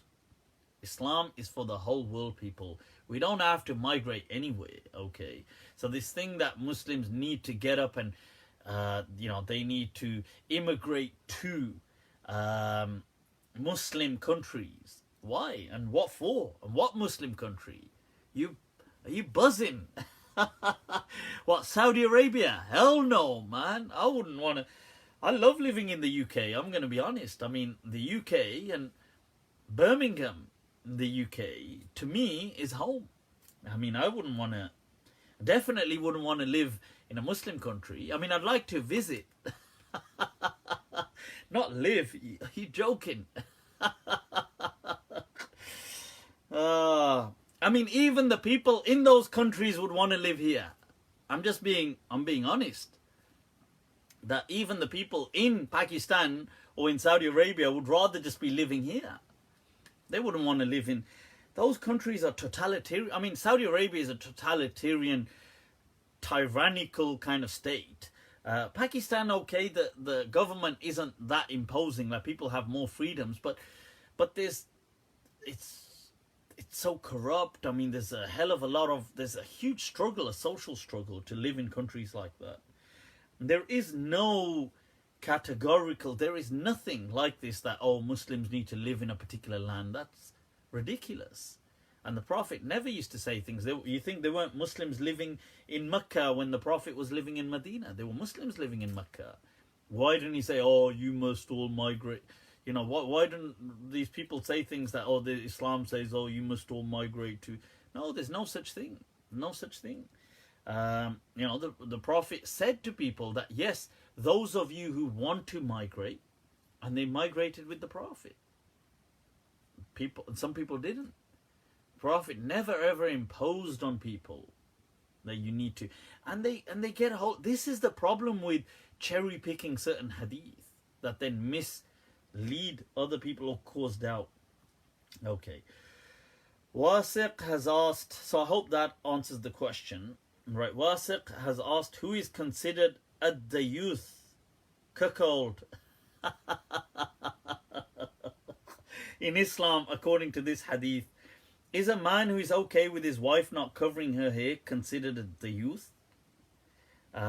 Is this hadith authentic? Narrated by Nasa'i from Abdullah ibn Umar, who said, the Messenger of Allah said, there are three at whom Allah will, may he be glorified, will not look on the day of judgment: the one who is defiant towards his parents, the woman who imitates men, and the cuckold.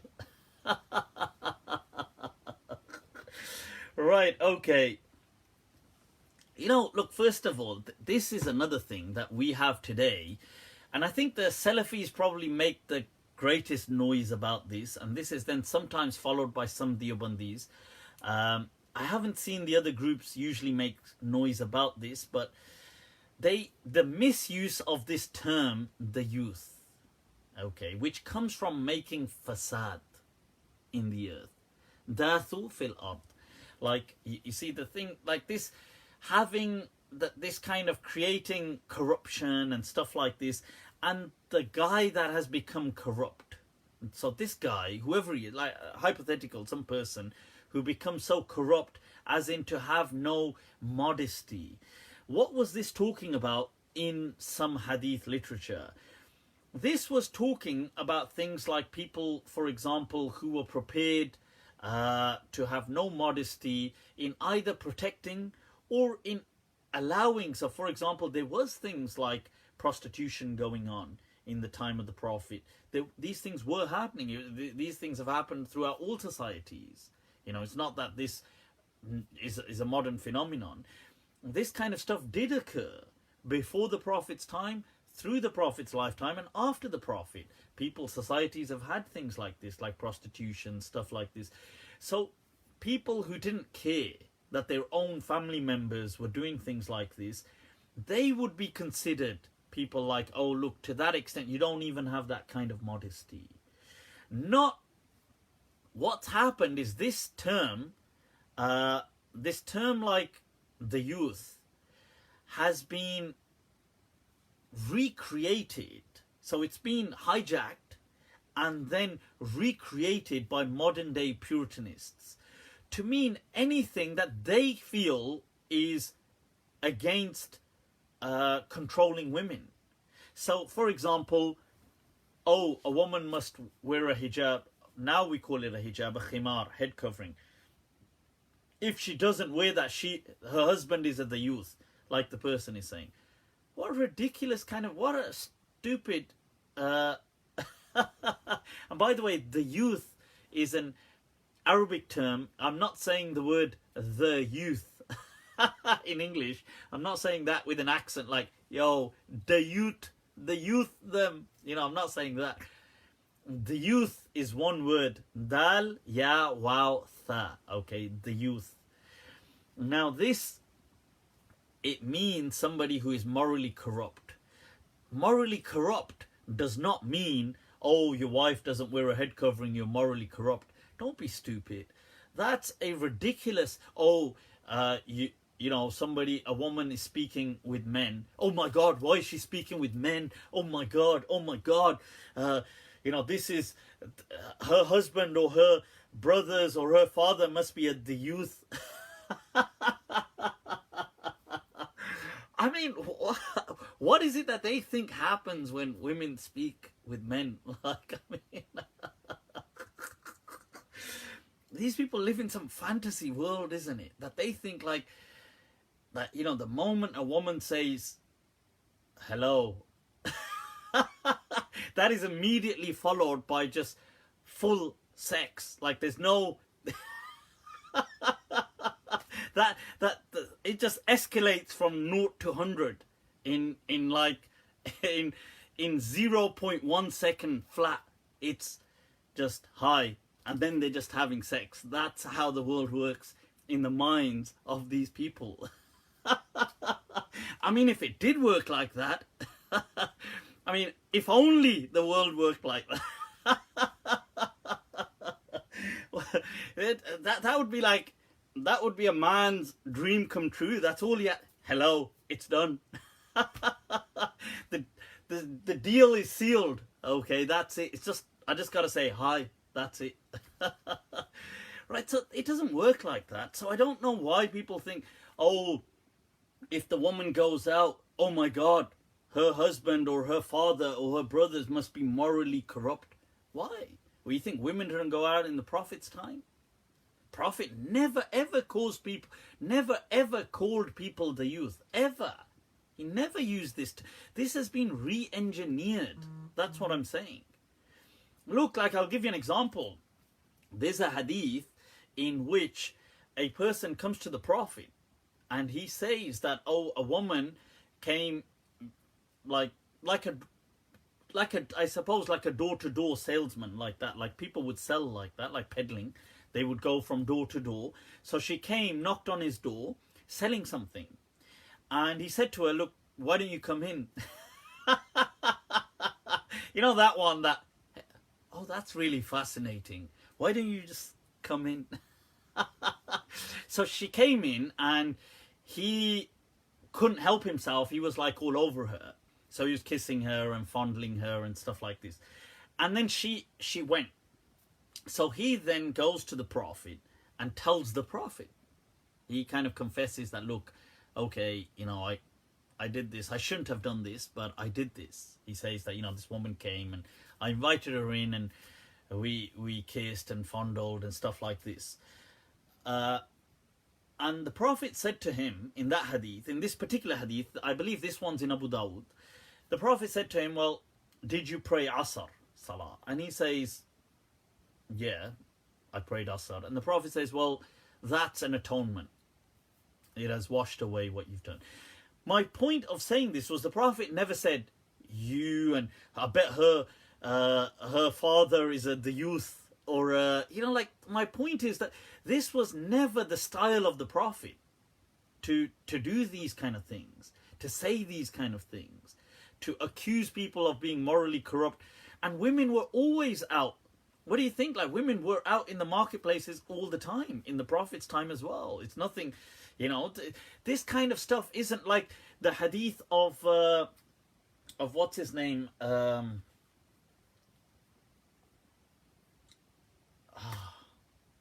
Abu Sanabik, the hadith of, I mean, it's in Bukhari. I'll bring it up. The hadith in which he comes to her house to visit her and nobody else is there. And she was in an iddah and her iddah was over. And she claims the famous hadith because she had given birth, so she felt her iddah had finished. And he says to her, no, but you still have so much left on your iddah. And she says, no, but I gave birth, so the iddah finishes. And so they get into this kind of debate, and she says, well, let me go ask the Prophet. So she asks the Prophet, and the Prophet says, well, yeah, that's right, that the iddah has finished. So, let me see, is it this one? But the point is, in the hadith, he is the one that marries her then. Because when he comes to see her in her house, he says, oh, what mali araki, how come I see you all done up? Because she had all that henna and stuff, you know, like mendi, like that, all done on her hands and stuff like this. And she was wearing presumably certain kind of jewelry. And he says to her, how come I see you all done up as though you're looking to get married? And she says, and he says, but I thought you were in your iddah. And she says, no, my iddah finished. And then they have this debate. So the point is, when she goes to the Prophet and the Prophet says, no, you're right, the iddah is over with childbirth, he's the one she marries. So the Prophet doesn't say, hey, what were you doing in her house when nobody else was there, you, the youth? This was not, you see, this is not what people were interacting all the time. So I feel that this new understanding that we have, that everybody's like so robotic and they don't speak to the opposite gender and they're like so segregation, this is an innovation that we have. This was not there in the time of the Prophet. In the time of the Prophet, men and women they had shared space, whether it was in the mosque, whether it was in the marketplace. Everywhere was shared space. Today, and if the Prophet wanted, he could have created a barrier, and he didn't. So people that today place a barrier, in many ways, they claim that they feel that they're more worrisome about the deen than the Prophet. Because the Prophet, what, you're telling me men weren't men and women weren't women back then? Were they doing all these things? In fact, there's another hadith that the person came and like this one, and he said that, he said, I in that particular riwayah that he committed zina, and in that particular one, a similar kind of thing that the Prophet doesn't get kind of punished or anything, and the Prophet kind of says, well, about a kafara, and that is then used by some of these scholars who felt that the punishment for zina and stuff was something that could change with time. They use that hadith as an evidence for that. But that's a different discussion. But my point being that you see, today we have imposed all this new morality. Okay. Right, so let's take some other questions. It says, can we recite the different modes of the Quran? Yeah, I mean, there's different ways to read the Quran, as in some of the... I mean, it's not a good analogy, but it's like saying almost like dialectical accents and things like that. Will we be seeing more women in your snaps? Hell no. Let there be mystery. Let there be some mystery, people, in life. Why should we follow a madhab? Is it permitted to keep a dog as a pet in Maliki and Hanafi fiqh? In the Maliki fiqh, it definitely is. You can keep a pet dog. That is fine. Okay. Why should we follow a madhab? I do have, just to avoid hell, even if you're not 100% convinced, will you still go to hell? Hell. I mean, these are things of the akhirah. Nobody really knows. I mean, I've said before that Muslims do believe that people, if Allah, as Fakhruddin al-Razi said, if Allah wants, nobody has to go to hell. I mean, these kind of things Allah has said in the Quran. What will actually happen when we die, only Allah knows best. And He doesn't, and as the Prophet said, look, he said it's not based on your good deeds, it's just based on the grace of God. So yeah, I mean, how comes we don't have more female hadith narrators?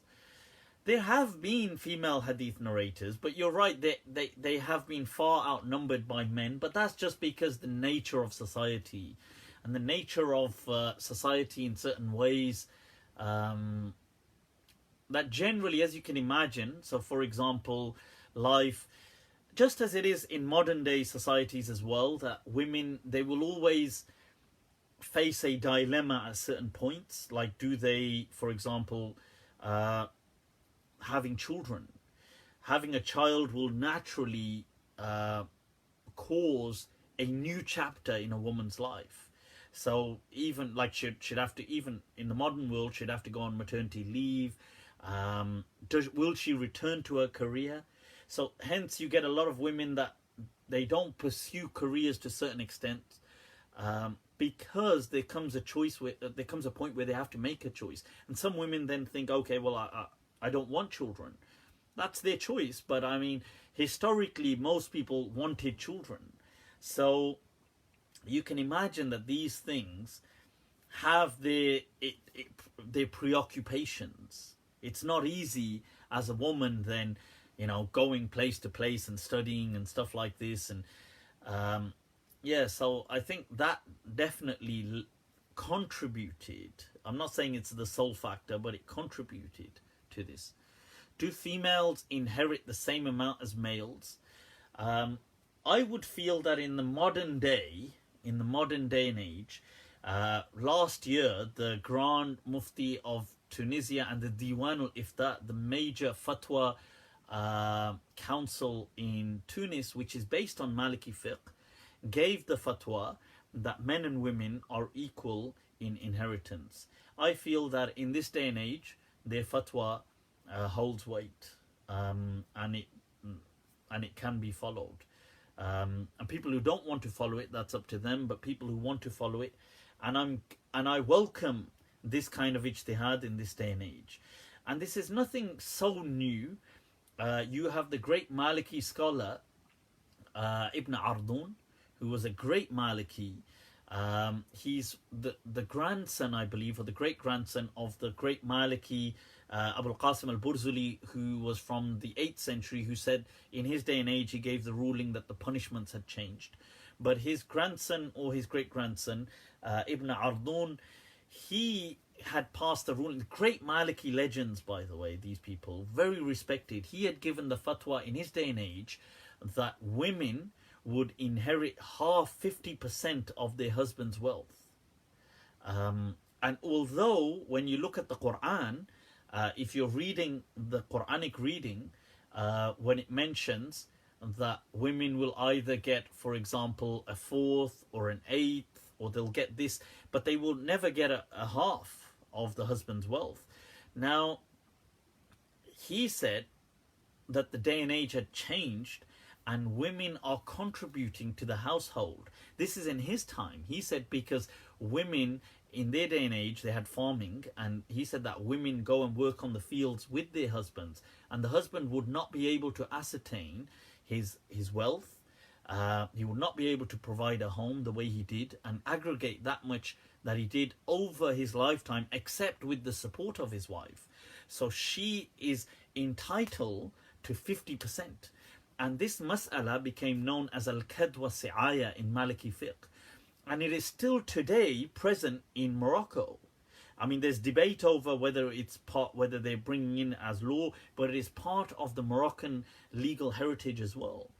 So, and it's based on Ibn Ardun's fatwa he called it al-kadwa si'aya, and some people call it hariq al-yad, because it's to do with the labor of the hand.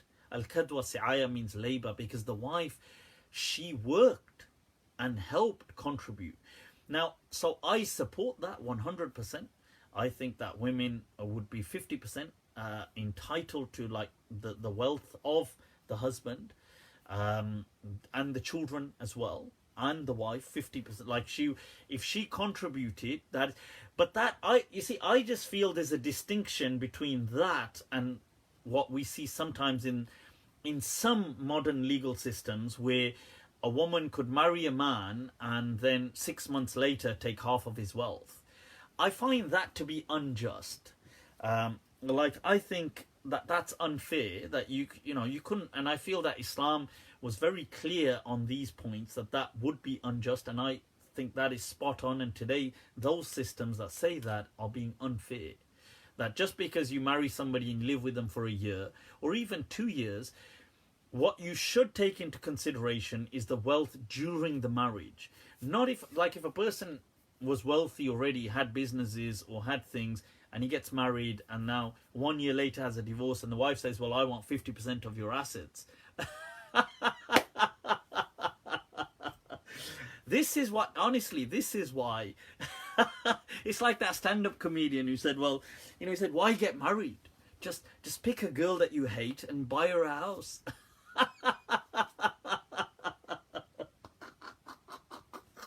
Just say, hey, I hate you, why don't I just buy you a house? No, so prenuptial agreements don't hold any validity in the United Kingdom. So many people don't know this, by the way, because we watch so many American movies, they think that this is America.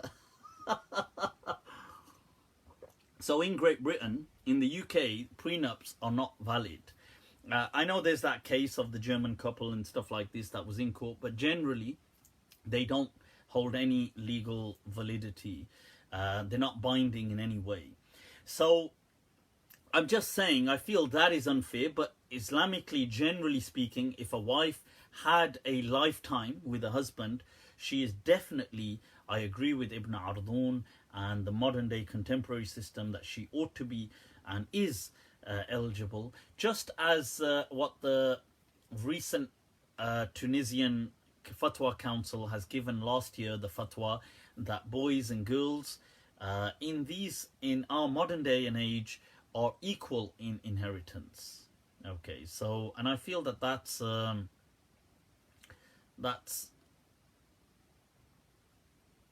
right. So I wish I could get an American style cheeseburger in the UK. There are American style cheeseburgers. I'm sure, I think so anyway, I don't know. I mean, but they're classed as American style. You get quite a few American kind of burger shops. So, right, did Imam Shafi say learning Arabic is wajib, and why? All right, people, I think let's start wrapping it up. Yes, he did, and I agree with him, but I don't think of it as wajib as in sinful, but I would call it wajib as in sometimes I would declare certain things haram or wajib, but I wouldn't mean, I agree that I don't think of them as in a sinful way, but I think of them in a way that it's an utter must and ought to be done. But so I would agree that it's a must if a person can learn Arabic. But I don't think it's something to do with sin, but rather that's something they should want to do. When will you be doing more detailed lectures? Inshallah, soon. I just get so... It's too many TV series, people. Too many TV series to catch up on. Intention needed after sexual relations for a take back. For a what? For a what? Did you just ask, do you need intention for sexual relations? Or no, oh, so sorry, for a talaq. I'm sorry, Your Honor. That act of sex didn't count because I didn't have intention. I was supposed to make intention like, I am making intention to now to do...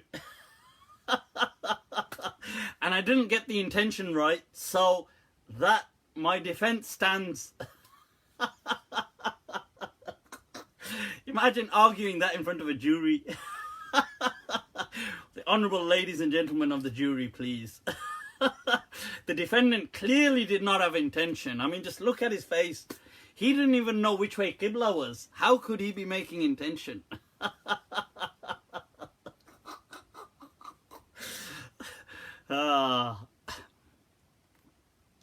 Right, so, alright people, I think let's wrap it up. Does doing something makruh make you a bad person? Not at all. You can do makruh things. These are things that are just like, as in, you shouldn't do them, but I suppose we do them all the time. Yeah, but no, it doesn't make you a bad person per se. People, I'm gonna wrap it up with that. Any issues, any questions, feel free to give me a shout. The usual, people, Facebook Messenger. Try on my, so I have two profiles. I have my public profile and my personal one, which both Mufti Abu Layth. But you can message either. On my personal one, I get to send voice notes back, so it's easier for me rather than typing.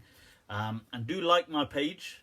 यार क्या कर रहे हो यार? ये क्या हो रहा है? हो क्या रहा है यहाँ पे? Why are people not like that goddamn page, for God's sake? So like it, share it, show that you're corrupt. These opportunities don't come every day in life, I'm telling you. So do that, people. From Toronto, Muhammad Afan Arrai. So Snapchat, it's Malm 2014, MALM 2014. Instagram as well, people. I'm on Instagram as well. What the hell? See? Right. All right. Till next week, people. What's next week? Oh, it's the half term. All right, cool. Till next week. People, take very good care of yourselves. As always, much love, man. You guys are awesome. Inshallah. Till next week. Assalamu alaikum wa rahmatullahi ta'ala wa barakatuh.